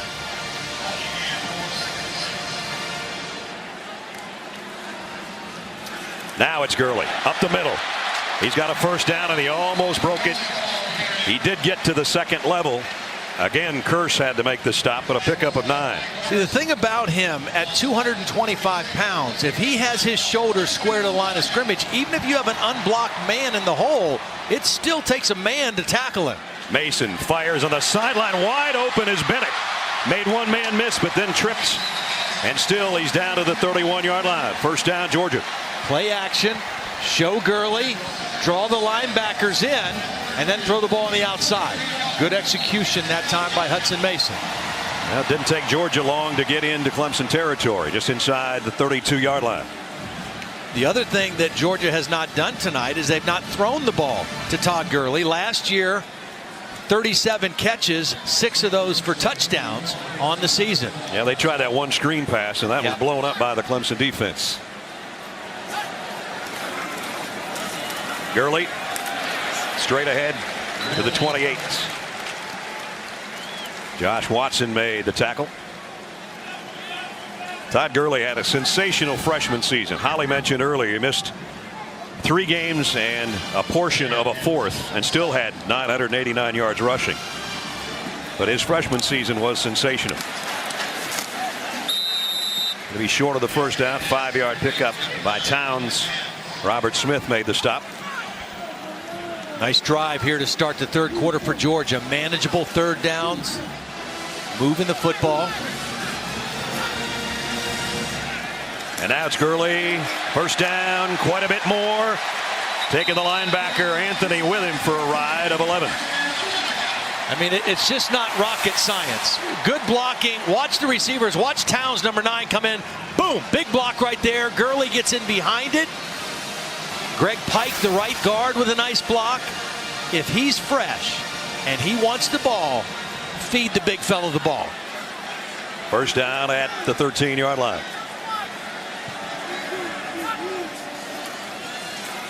He gets it again. And Gurley close to the 10. You know, it's funny, Clemson with the pooch kick to keep it out of his hands to open up the third quarter, but they can't keep it out of his hands when Mason just keeps handing it to him. Well, he had 4 carries in the first half. Now he's coming out now. How many now in the second half? Is that 3 carries? 4 carries to start the second half. I mean, now he needs a break, and you bring someone else in. And it's Keith Marshall, and he ain't bad either. Second down and 8. Marshall's turn. Stopped. Maybe a yard gain if they give him forward progress. And Grady Jarrett again, a nose man, number 50.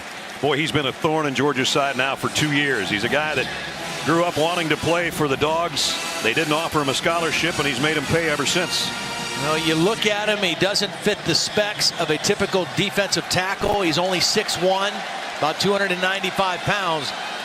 But heart doesn't show up on those measurements, and he plays with great heart.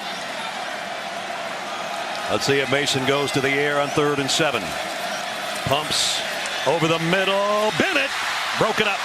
Bennett has hands on it. He might have run out of real estate either way. Robert Smith was there and is still down in the back of the end zone. Yeah, both safeties collided there. Robert Smith and Jaron Kearse on their way to the football. Both the safeties are still on the turf.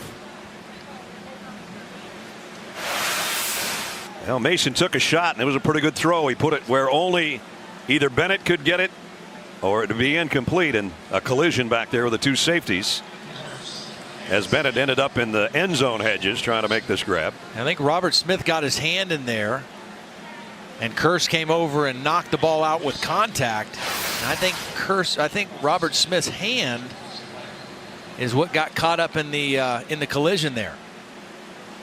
Georgia already has their field goal unit on the field. They're just waiting for the Clemson players to be attended to. Marshall Morgan, one of the best kickers, not just in the SEC, but in the country, is patiently waiting until the Clemson safety comes to his feet.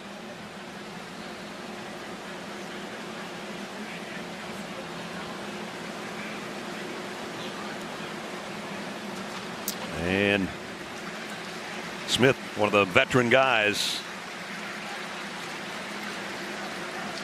He's a guy that grew up, wanted to be a quarterback at Clemson, dreamed of being the next Woody Dantzler, who played in the late 90s, early 2000s for Clemson. And he's pretty good safety right now, and he's apparently okay, and that's good. So it brings up 4th down and 7. And Marshall Morgan, you saw his numbers from a year ago, only missed 2. One was outside of 50. This is a 27-yard field goal attempt.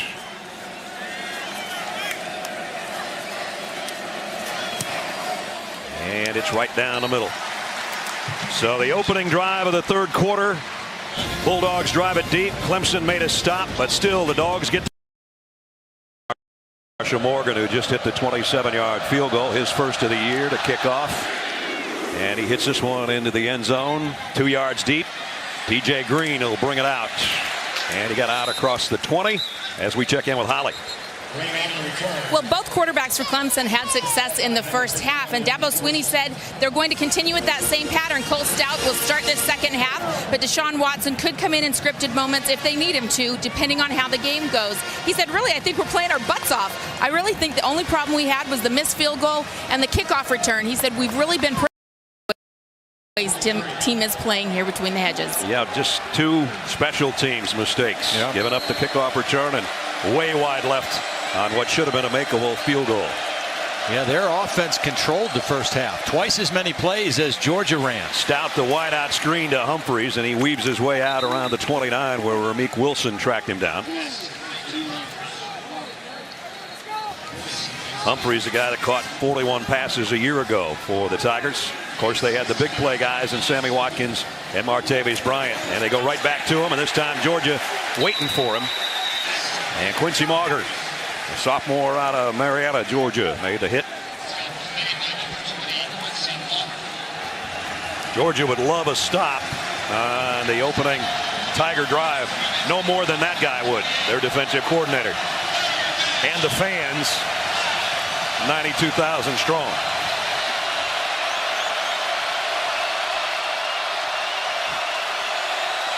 Third and 4.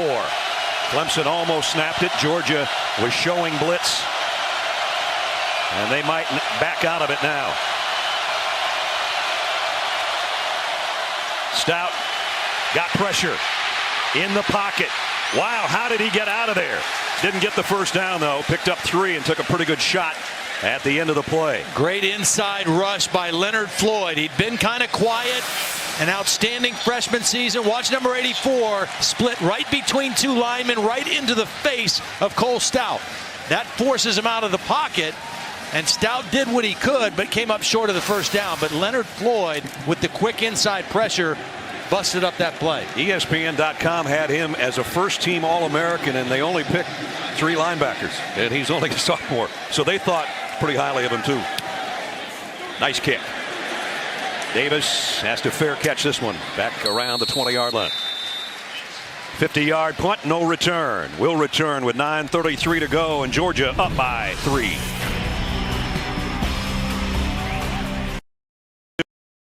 Frankie Sinkwich was also a Heisman Trophy winner here at Georgia back in the 40s. And there's Rush, a good 9, looking on. His team up 3.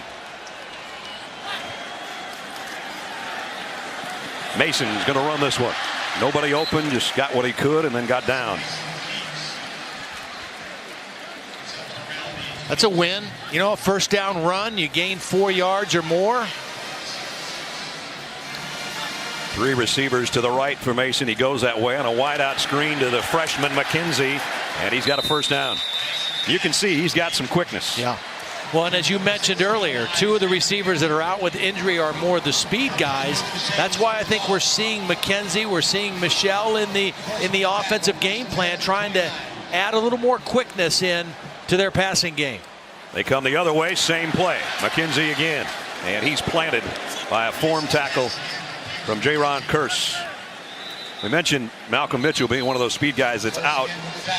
He missed last year with a torn ACL in a freak incident on Todd Gurley's 75-yard touchdown. In celebrating in the end zone with Gurley, he blew out his knee. So they've been a little cautious about celebrations since then here in Athens. Tavares Barnes is the guy that's down. Might be a cramp. It's been hot all day. I mean, even up here in the booth, pretty sticky.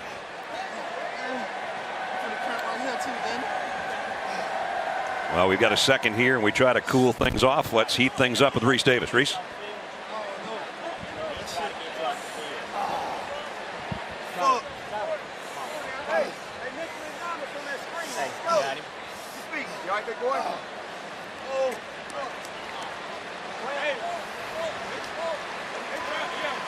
Well, we saw him light up the night in the Sugar Bowl last year. 4 touchdown passes. So he's starting where he ended. And maybe this isn't a cramp. This doesn't look real good for the senior out of Jacksonville.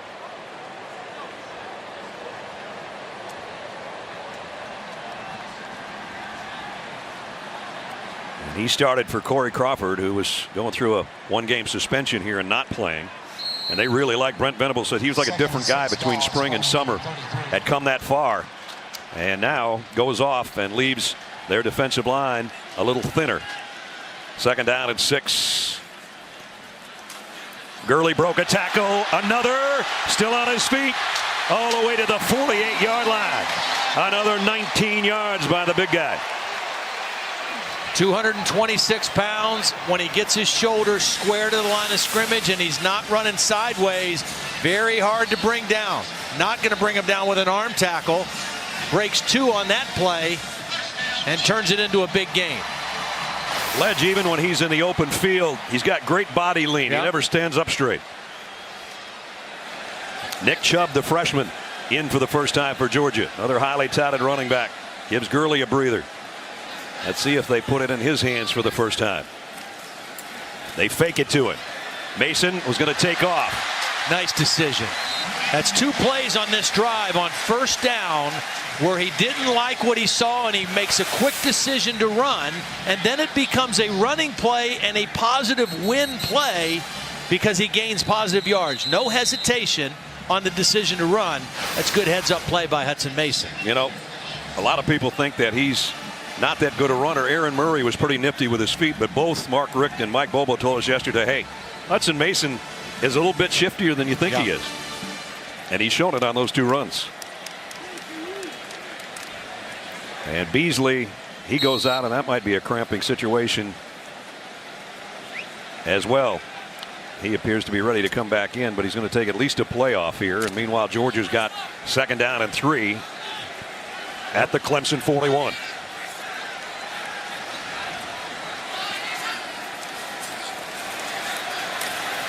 And Nick Chubb's first carry as a Bulldog is going to be for a loss of 1. Grady Jarrett again from his inside tackle position. You know, the Georgia coaches told us yesterday they think their center David Andrews is a pretty good player. Last year they said there was only 1 guy that handled him and caused problems and created havoc for him and for the offense, and that was in this game against Clemson last year in Death Valley. Got a flag down. Very explosive and disruptive player. You know, we come into the game talking about Vic Beasley, and he has not been a factor tonight so far for the Clemson defense because Georgia's pass offense, they have not held the ball. 8 offense, 15-yard penalty for the previous spot. Laid down. They're going to call a chop block on Blake Tibbs, a wide receiver. And they were talking with Dabo Swinney, do you want to take the penalty or not? And there's the hit right there on Curse. And so they gave Dabo the option, taking the penalty or taking the down, and they back it up all the way to the 44-yard line of Georgia.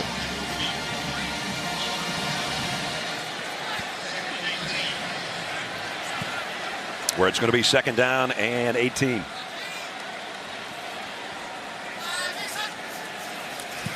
Mason wanted to throw, has to get rid of it now. Incomplete, out of bounds.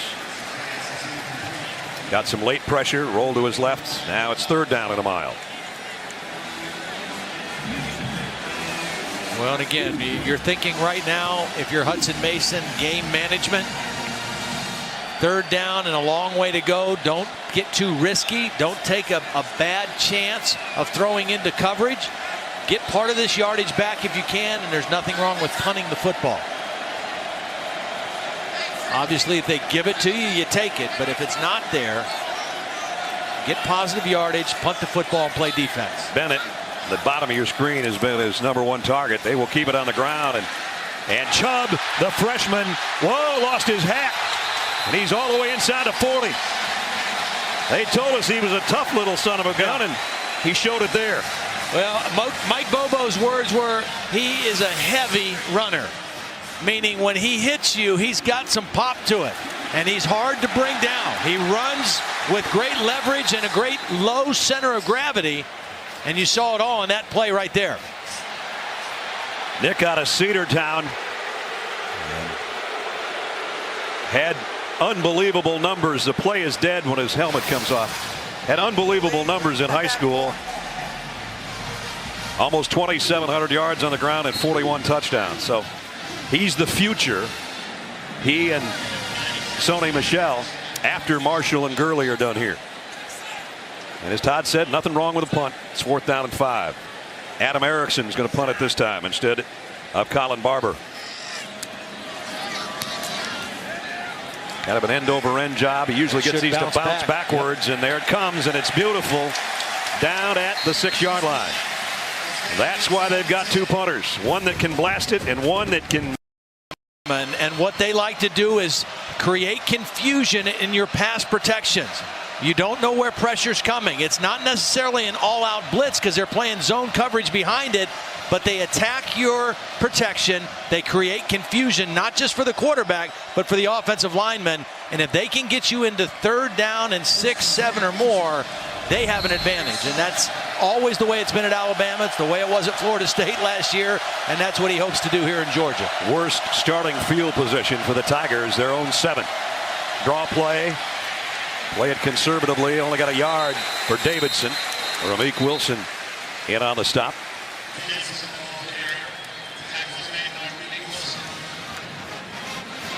So it'll be 2nd down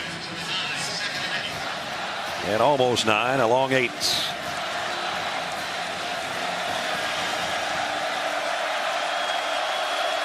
Humphreys again will be in motion. They'll keep it on the ground.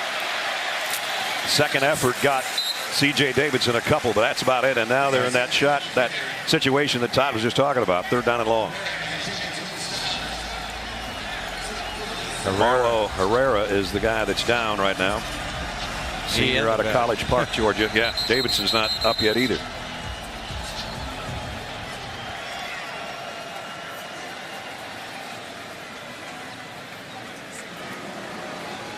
Herrera, pretty important piece to this defensive puzzle. Team high 31 career starts counting tonight. He was the coach's defensive MVP on this Georgia team a year ago. Had 112 tackles, and he lost some weight in the offseason. Yeah, I think that's been the case in reading their notes. That's been the case with several of their players. I think that was part of the new defensive staff's emphasis. Maybe a couple guys a little bit too big, carrying a little bit too much weight. Herrera was like that. Jordan Jenkins dropped 20 pounds, went from 272 to 252. Playing a little bit faster. I think Amarlo just lost a little bit more on whatever he's been drinking, or if he had anything quickly to eat at halftime. He's got 8 tackles tonight, and he's going to have to take a little breather over there. So again, what Georgia has had some success with on 3rd down is showing one thing, trying to draw the call from the sideline, and then changing what they do pressure-wise. 3rd and 5. Stout inside his own 5 and in trouble. Had to get rid of it, just unloaded it. A penalty marker down. That's holding. That's offensive holding. And it could be a safety if the penalty was in the end zone. The quarterback was in the end zone. I don't know that the holding, the penalty at the spot of the foul was not in the end zone.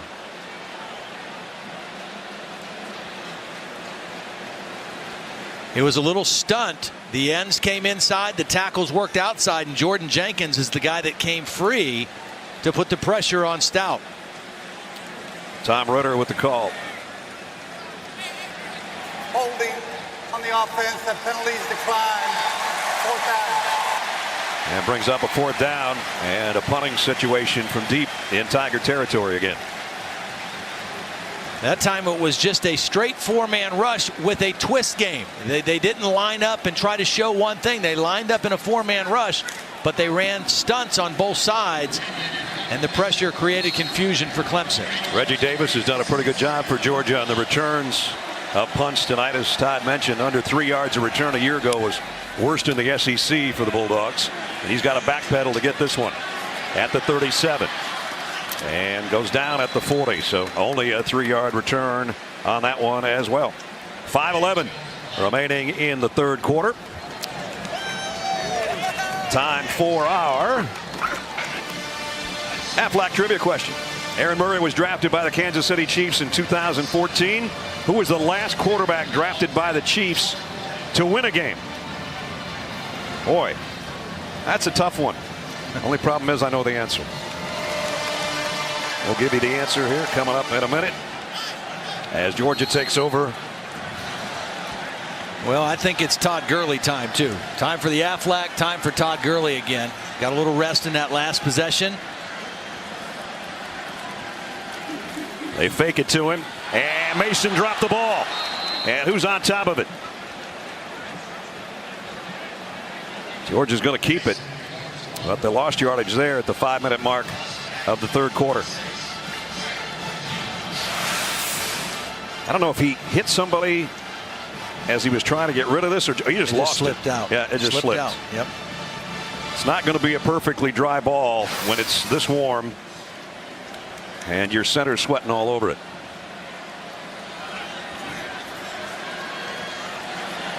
So it's second down at 14.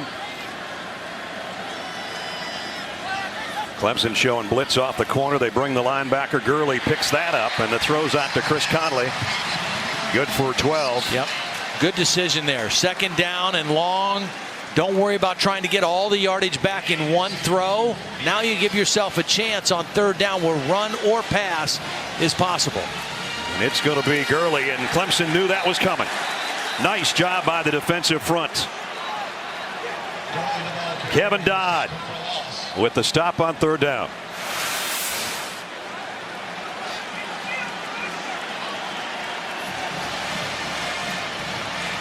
That was the previous play. Second down. But on third down and 2, they stuffed Gurley for actually a loss of a yard. It's a good defensive series. They got the negative play on first down, and then they get the stop on third and short on Gurley. Colin Barber to punt. He got all of this one too. Humphreys just gets out of the way. Can Georgia cover it? Swan trying to keep it in play. Did he?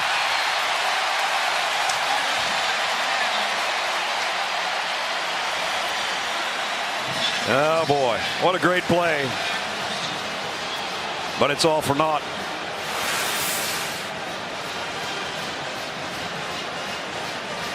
Ball was batted out of the end zone. Therefore, by rule, we have a touchback. Just that close. What a great effort, though. His foot's in the end zone. Second foot's in the end zone. Got it back out of there, but it'll bring out to the 20-yard line for Clemson offensively. Deshaun Watson back in now. Threw a touchdown pass earlier. Highly touted freshman out of Gainesville, Georgia.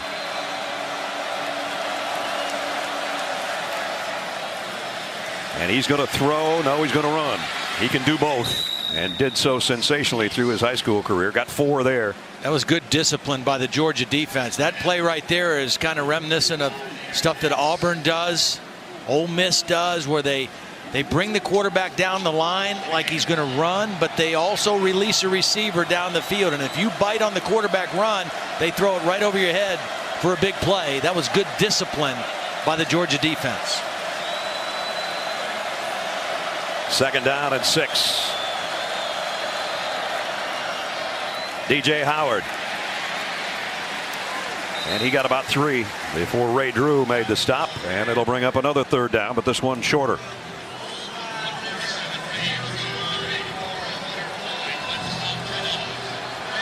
Down to 2:39 remaining in the third quarter. Might not be a bad spot for a called quarterback draw here with Watson. You've had a little trouble the last few third down plays. You have a better dual threat guy in the game right now. He's going to fire it on the sideline, but he went high this time, intended for Damari Kitt, another freshman. And he had Kitt actually open, but he overthrew him. Third straight 3 and out. Let's see if the freshman stopped his route over there on the side. Little indecision, I guess. He does want to stop his route, but it may be a little bit deeper. In between the corner and the safety, there is a soft spot out there. I'm not so sure the receiver didn't do the right thing, just a little bit overthrown by Watson. So Pinion to punt.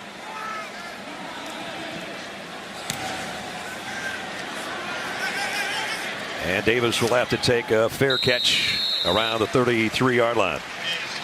There's both Clemson quarterbacks.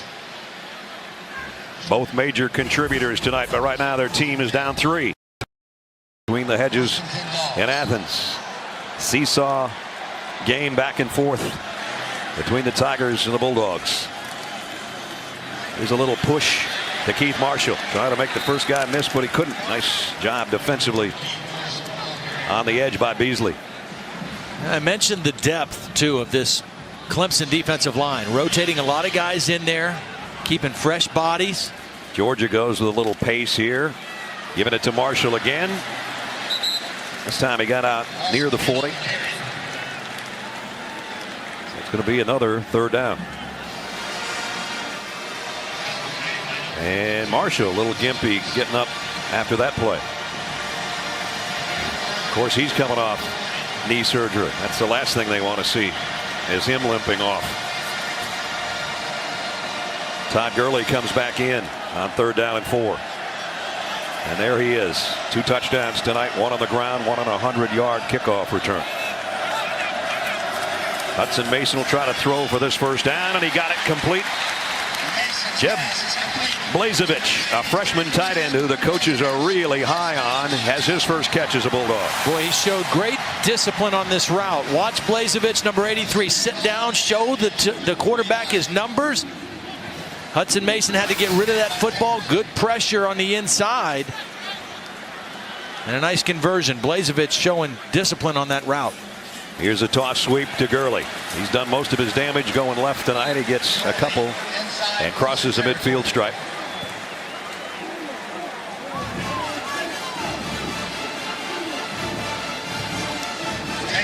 First quarter was sensational for Clemson. Not so much since.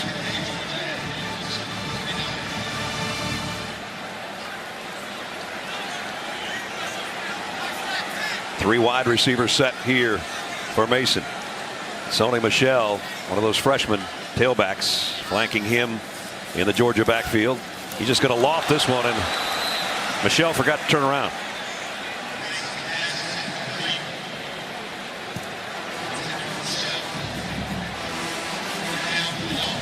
It's a lot to ask of a freshman back, you know, to come in on passing situations, to know pass protections as well as your basic runs.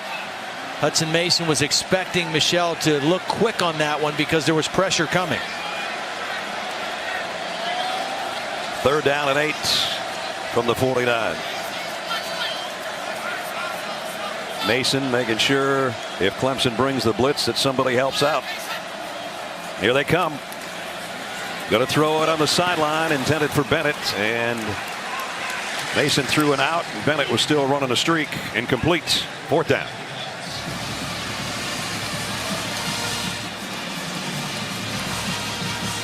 So sort of an empty possession there for Georgia.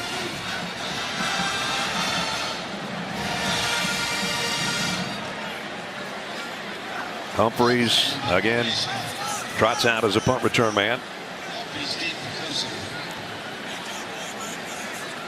Surprised they're using Colin Barber. This would be the spot where Erickson hit. Well, Barber hit it a mile in the air. Maybe they knew what they were doing. They did. Same kind of results. That one bounced backwards too. And this will be right around the 8-yard line. So back-to-back punts that have pinned Clemson deep in a hole inside their own 10-yard line. Well, a little bit earlier we asked you the Aflac trivia question, which was Aaron Murray was drafted by the Kansas City Chiefs 2014, and he made the team because the roster came out today. He was the last quarterback drafted by the Chiefs to win a game. My partner. My partner. Was it early in the season or late? Search long and hard to find that stat. Yeah. Drafted by the Chiefs and went on to win some games. Yeah, won a few. Ended up Good with career. the Steelers. Cliff Stout was a long-time Steeler. So we got everything kind of tied together with our quarterbacks, both in the stands, in the booth, on the field, and on the Kansas City roster. And our congratulations, Aaron Murray, for making the team. This is Davidson, and he's got a first down. Nice run. Speaking of quarterbacks, Taj Boyd, from what we understand, did not make the Jets team as their cuts came out today. Taj, most prolific passer in Clemson history. I know he's probably watching the game. And Taj, I'm telling you, you're going to get a call if you haven't already, because you're too good not to have somebody have you on their roster or their practice squad. So keep your chin up. We played 3. Ugg is loving it. Fans are loving it. Georgia's loving it if they can hold the lead. They're up by 3.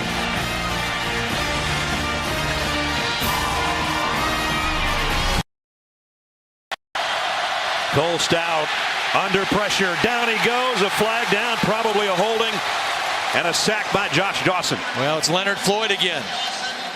The sophomore out of Eastman, Georgia, drew 2 blockers. He's the one that created the problem in the pocket. And he was definitely wrestled down. They're going to take the sack, decline the penalty, because it's all the way down inside the 15 anyway. Watch Leonard Floyd come off the top of the screen. Just beats the right tackle, Joe Gore, and ends up getting tackled right in front of the referee. Now the crowd really into it. 2nd down and 17. Gallman's in the backfield with Stout. And he's going to run a quarterback draw. And it's going to be Floyd that drags him down.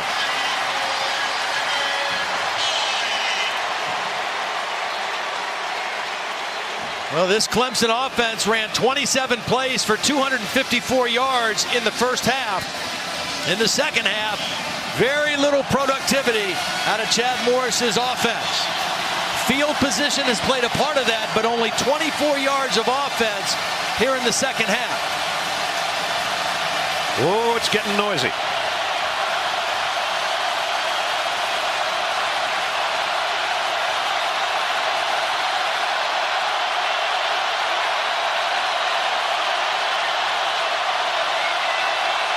They're not going to get it off. I don't think, well, they called the timeout from the sideline. Cole Stout was not going to get the timeout called in time, but Dabo Sweeney did it for him.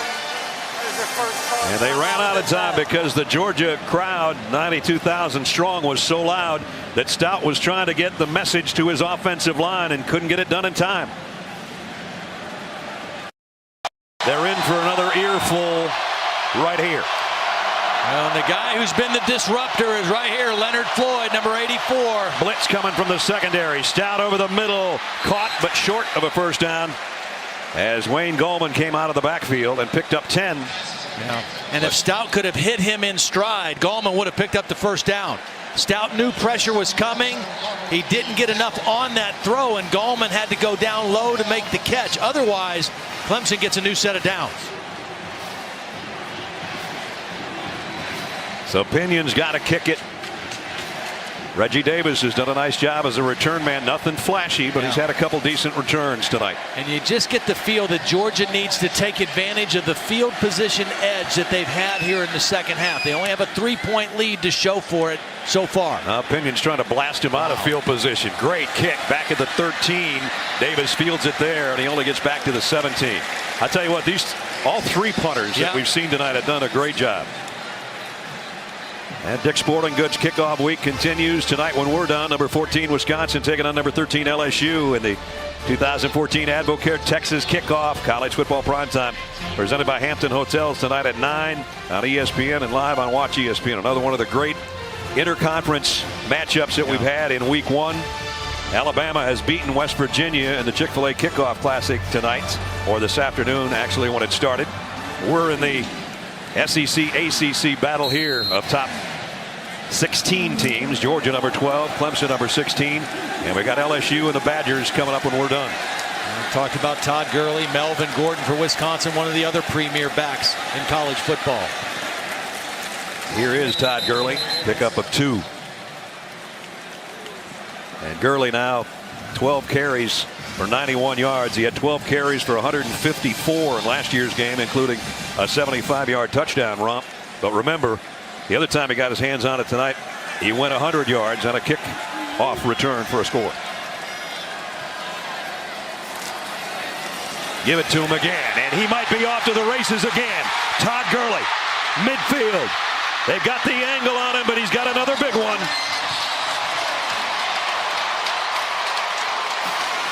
Well, this was a huge hole. Great blocking on the inside zone play. And watch John Theus, number 71, the left tackle, kind of get to the second level and pick off a linebacker. That's excellent blocking. Michael Bennett downfield getting a block. Good read by Gurley, but really good job by the Georgia offensive line climbing to the second level for blocks. Gurley gets a breather after 38 yards. And here's Michelle, the freshman, and he stretches out, gets a good gain of 6. Well, again, you just see the depth of talent that Georgia has at running back with Gurley and Marshall, then the 2 young guys, Michelle and Chubb. And you just know that when you get to a game like this, a hot night in the fourth quarter, you think you can wear them down with fresh backs. And that's what Georgia, I think, is going to try to do right here. Todd's got his 14th career 100-yard rushing game in a Georgia uniform. And there's miscommunication, and that might be the freshman's fault. Yeah. Either he went the wrong way or Mason did, and I'd be guessing it's number 1 that went the wrong way. Yeah, that would be my guess, too.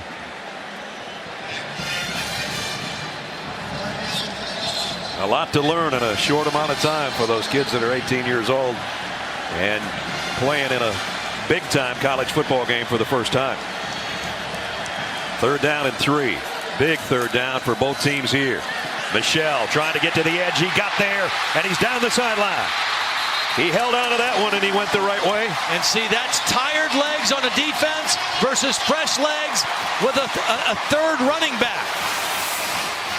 You keep pounding away, you wear them down, and the fresh legs get outside the defense.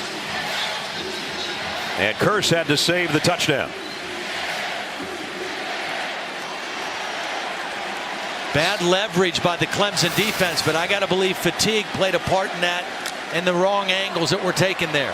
5 straight runs, and with Gurley back in there, number 6 might be coming up because he's got his fullback Maxey in front of him.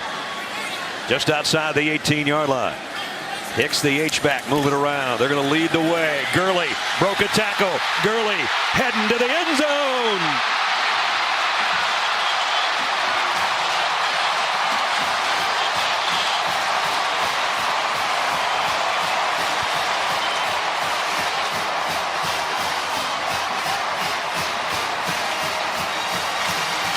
Third touchdown of the night for number 3. And that was a complete breakdown by the Clemson defense. That was all Todd Gurley seeing a lack of coverage on the backside and turning it into a touchdown. Extra point is good. And for the first time tonight, somebody's got a double-digit lead. And it's the hometown dog. What you're going to see when you play defense against a great back, you have to be gap sound. You have to guard all the gaps. There's about 3 gaps in here unaccounted for, and Gurley sees it and says, I'm not going to the right. I'm going right this way, back this side to the end zone. You got to be gap sound, and I think the fatigue has started to take its toll on the Clemson defense. Marshall Morgan to kick off, as now Georgia has a double-digit lead. This one will be returnable. TJ Green from the 4. Oh, did he get pasted? The ball came out. They're calling it a fumble. They threw the beanbag down. I thought he was down. What a hit. Tim Kimbrough, number 42. Georgia ball. Wow.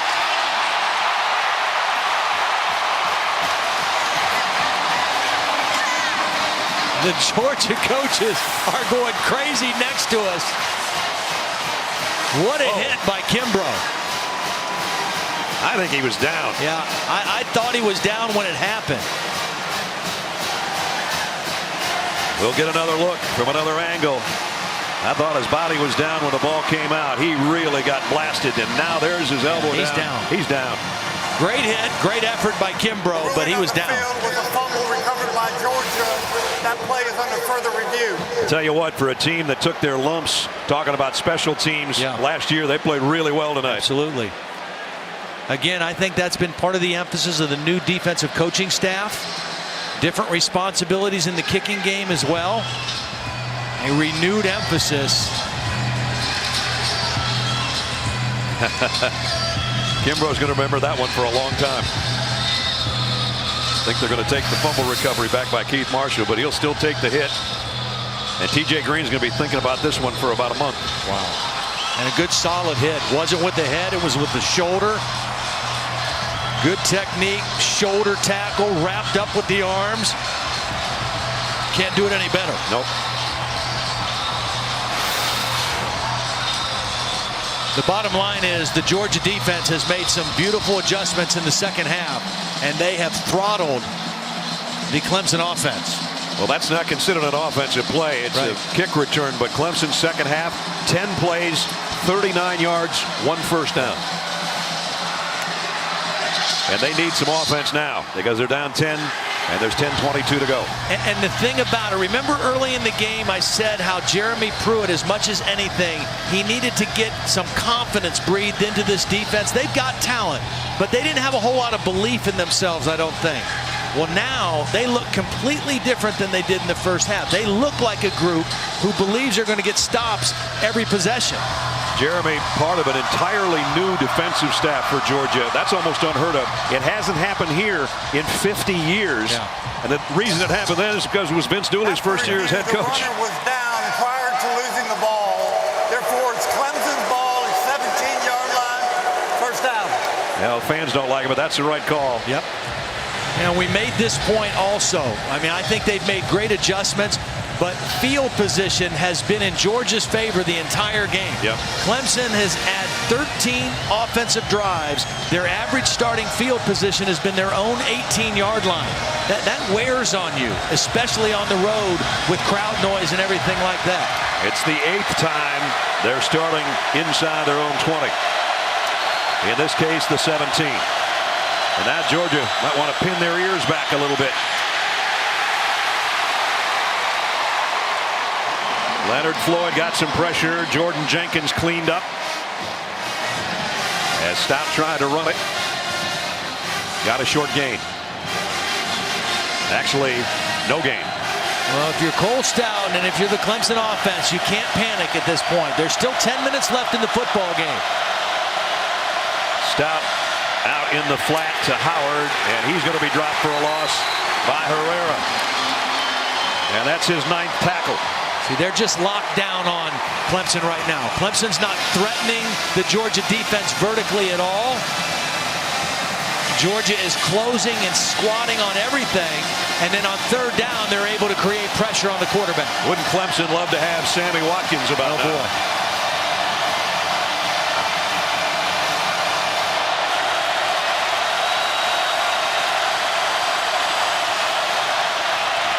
Stout deep and broken up. Aaron Davis hit him in the back, looking for a flag. His second year, but he's not going to get one.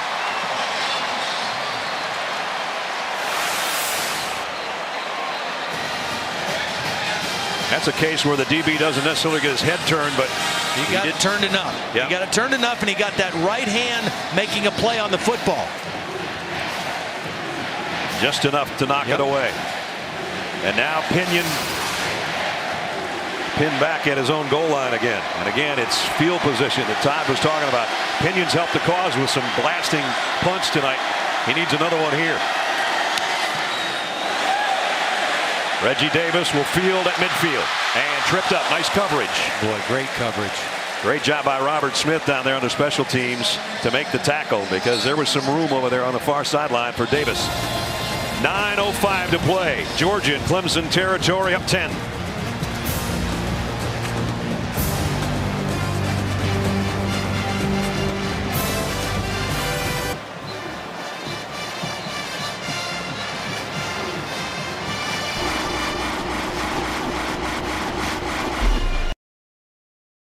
confidence in the Georgia defense has played a big part as well. Georgia's got Nick Chubb, the freshman, in at tailback. They're going to toss it to him. Chubb running over people.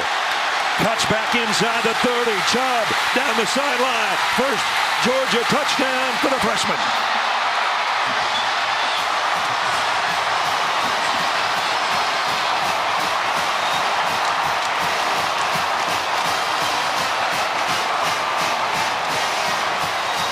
The coaches kept telling us he's a tough guy to bring down, and Clemson didn't.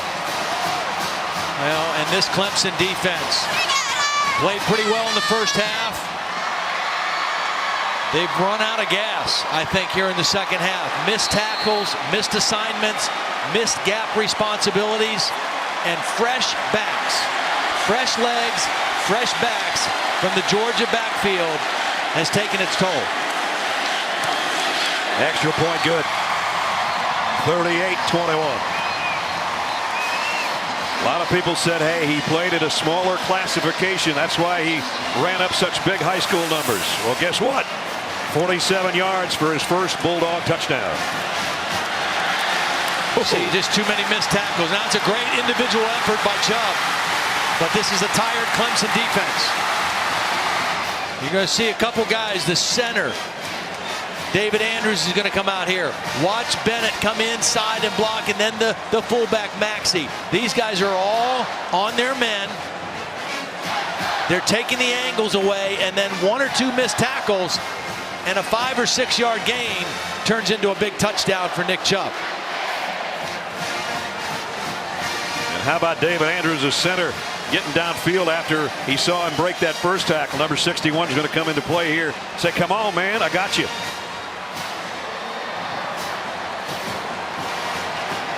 Well, we said there was a lot of depth in the Georgia backfield. Yep. Doesn't matter which side they run on for the most part. But you know what?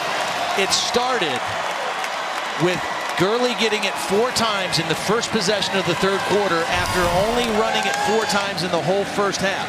That kind of set the tone for the second half. He did most of the damage, but now they've taken the life out of the legs of the Clemson defense with their run game.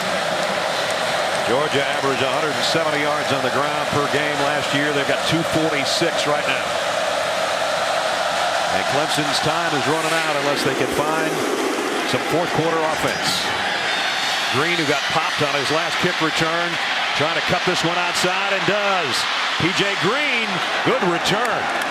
Out across the 45 and a flag. Not sure there might not be a horse collar at the end of that play. That shows you something about Green. Now, he got popped on that last one, and he had no hesitation to return that kickoff. During the return, holding number 9, receiving team, 10-yard penalty from the spot of the foul, first down. Well, that negates a great run back.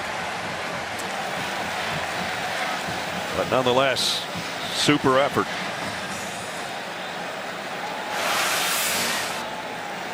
There's the hold right there. Number 9. Got a hold of the back of the jersey. That's the first special teams penalty of the game for either team. So Clemson has to back up, and again they're inside their own 20 for the 9th time to start a drive. Stout play action, flips it out. Short gain, if any, to J.J. McCullough. Again, at some point, somebody's got to make a big play here for Clemson. See, and the problem for Clemson is they've not threatened this Georgia defense vertically down the field for a long time. They hit a couple throws in the first half, nothing down the field to stretch the defense. And Stout gets mugged by Floyd again. What a game 84's having. Yeah, second half, he has really come to life. They've put him in different positions, they've moved him around, and he has created some problems. He's on another stunt. This time he's outside, just beats the right tackle. Joe Gore uses that leverage and that quickness to get to Stout.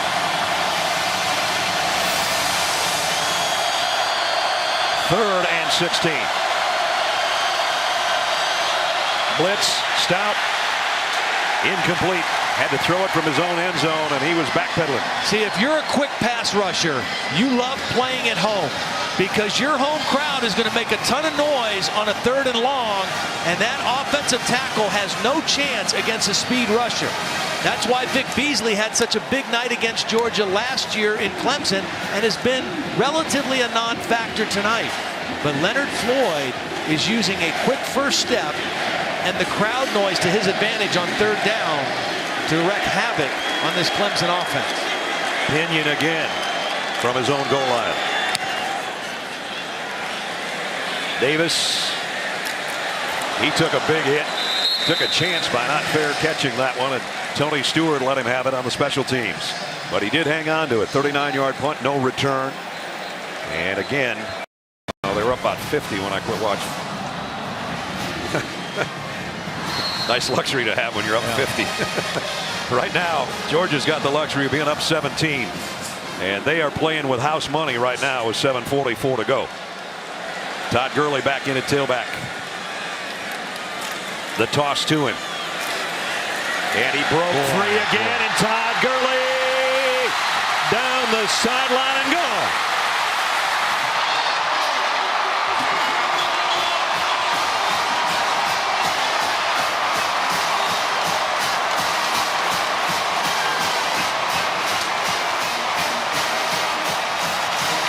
I think he might be on his way to being an All-American.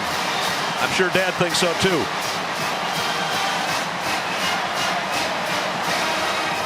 One Todd making another one happy.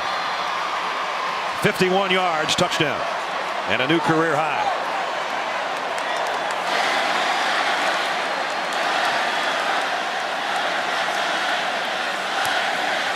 Extra point is good.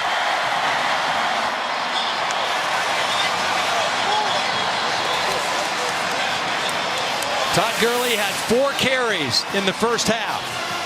He has gotten the ball often in the second half, and boy, has he made the most of his touches.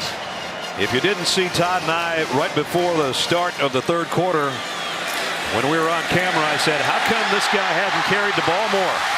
I don't think the Georgia coaches were listening to us, but they have taken to number 3 and fed the big dog. Let's check in with Holly. Guys, it has been so interesting to observe Todd Gurley on the sidelines tonight. He is a very quiet guy. He doesn't like talking to the media. He's even a little bit shy. But he has been engaged, very emotional, very energetic with his teammates. After his first long touchdown run, he went and sat in the offensive line meeting where the coach normally sits, gave them a lot of love. I've seen him sprint out to the hash marks to encourage the defense on certain series. And then when the freshman Chubb had his touchdown, he was right there, gave him a big, huge hug. He has been energetic, engaging, and so involved in this game. Yeah, and on top of that, Ollie, he's been leading the cheers with a towel when the defense was out there at times, too, to the crowd. You know, the only thing that I would be a little bit concerned about, not with Gurley, but earlier in the game, we saw Keith Marshall come out of the game and a little bit hobbled, and he has not come back in. They've gone to Chubb, they've gone to Michelle. I just wonder if Keith Marshall tweaked his knee a little bit more in this game, because ultimately, to get where they want to go this year, they need him healthy as well. They're going to have a pooch kick here and a fair catch made by the Clemson special teams and Jordan Leggett as we check in with Reese Davis. Reese?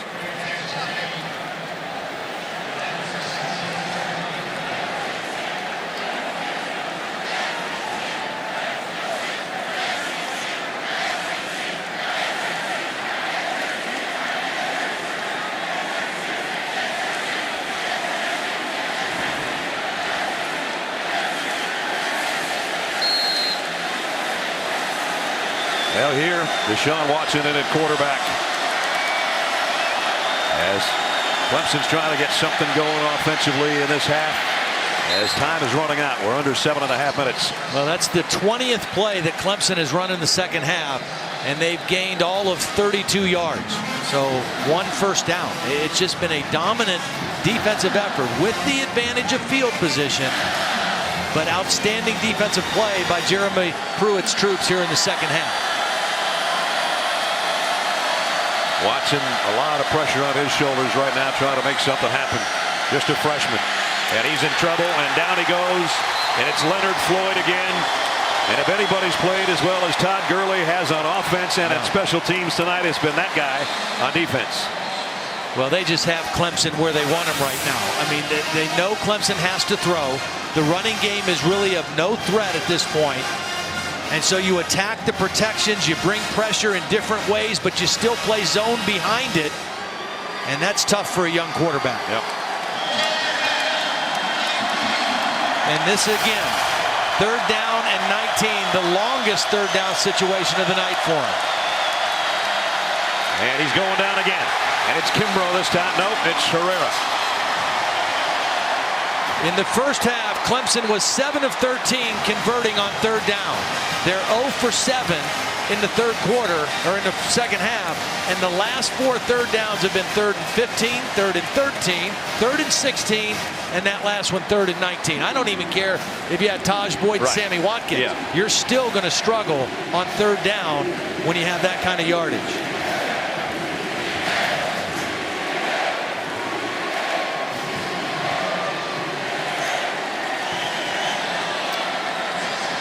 Pinion in his own end zone again. 10th punt coming up. Getting a tired leg. McKenzie, the freshman. They wanted to get him a look as a punt return man, and they got it, and he made the best of it. 22-yard return by the little guy. Todd Gurley tonight has done it all. Well, I tell you, he started out early in the game making most of his yardage running to the left. Good blocking by his fullback, Maxey. Good blocking by the wide receivers. Then he had the kickoff return for 100 yards. That was what he did in the first half. In the second half, he has worn down the Clemson defense. He's had 4 touchdowns on the night. This one the most recent. 51 yards after breaking tackles and then turning on the speed and outrunning the Tigers secondary. He's getting a breather now, as is Keith Marshall. And they're going to give the fullback a little sugar. Quavon Hicks down near the 20. Quavon, they got a little package for him as fullback. He's playing some H-back this year. They lost their regular fullback, Merritt Hall. Just had too many concussions, and his season and career at Georgia is over. And they really loved him because he was a great blocker leading the way for some of the tailbacks they have. So Quavon's kind of done the job tonight along with Taylor Maxey, and they both played very well.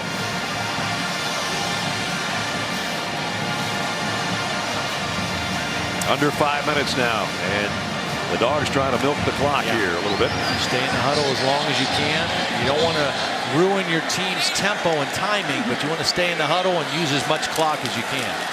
And again, it's Hicks, and they give it to him again, and he rumbles for a pickup of 5 and a first down as we check in with Holly.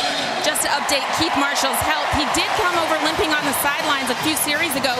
He spoke with 2 different athletic trainers. They did not treat him at all. Guys, he did return for at least 1 special teams play that I've seen, so he has been back out there, just not at running back. So hopefully there's no significant injury to him. That's a good point, Al. I think he's the guy that would have recovered the fumble on the kickoff by Green. Been upheld, but it wasn't. So well, that's good. That's a good sign. Yeah, it's good for him and good for Georgia, because again, you know, playing in this league and the week in, week out toil that takes on a running back, you need multiple guys. And Marshall and Gurley, when they're at their best, this Georgia offense is tough. And this one's blown dead. Well, we said about all-star offense. Not all 11 players were set. 5-yard penalty remains. First down. Ledge, we said about 3.5 hours ago when we opened up the show that the Clemson defense would test the Georgia offensive line that had to replace guys, different starters at 3 different spots. Right. They played well enough that some of the backups are in there getting some love right now.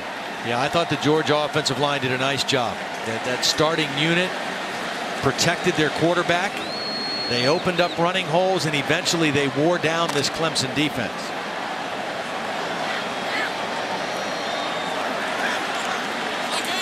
First down at 15 after the penalty. Toss sweep to Michelle. And he got 5 of it back and then some.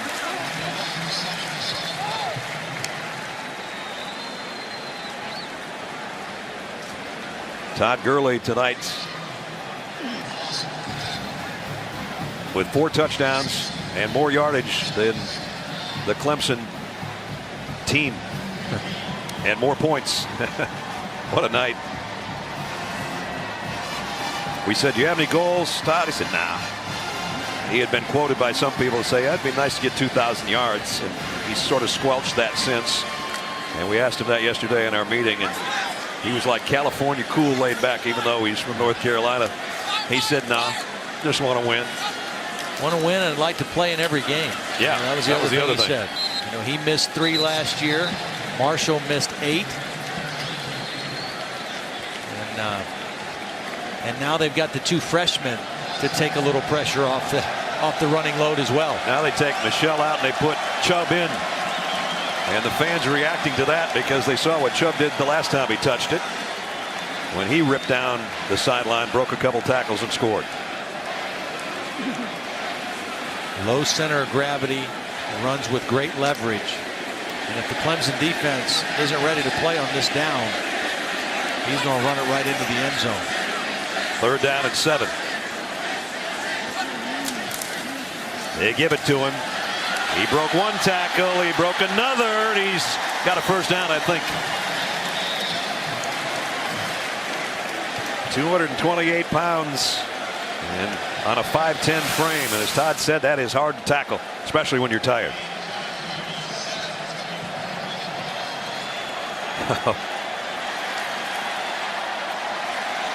He came up just a little bit short. Down under a minute and a half now. Great start for Georgia. They'll have a week off before they play South Carolina in a battle in the SEC East that who knows might determine who wins that side of the Southeastern Conference. Nick Chubb, counter. 1st and goal.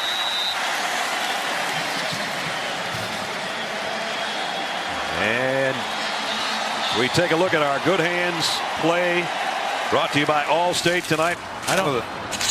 One of the great catches probably of the night came from the Georgia defense on that late throw by Stout. Davis went up and snared it.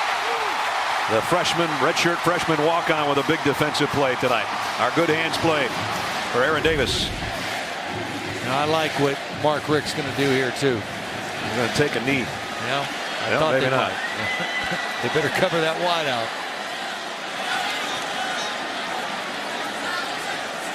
Yeah, they're going to give it to Chubb again. And this time he's in. Flag down. Might take away his 2nd touchdown. Illegal shift.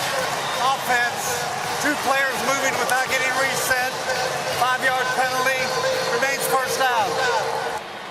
Todd, you know, it's depending on what else happens through the college football weekend, but ranked number 12 for Georgia, and they're not going to hurt that ranking at all. Not at all. You know, we expected them to, even though they had a new quarterback replacing a 4-year starter, we expected their offense to have some ability with the running backs they had. The big question was their defense.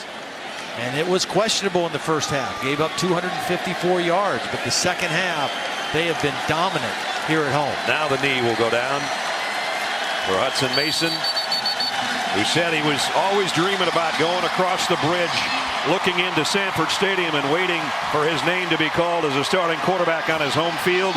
He's made a successful one tonight, thanks to Todd Gurley and the Georgia defense in the 2nd half. Mark Richt goes to 3-1 against Clemson in his coaching career. And in his 14th season, gets off to a good start tonight, 45-21. Great start for Georgia. Clemson will have to go back to the drawing board a little bit. Don't forget, Wisconsin and LSU is coming up next.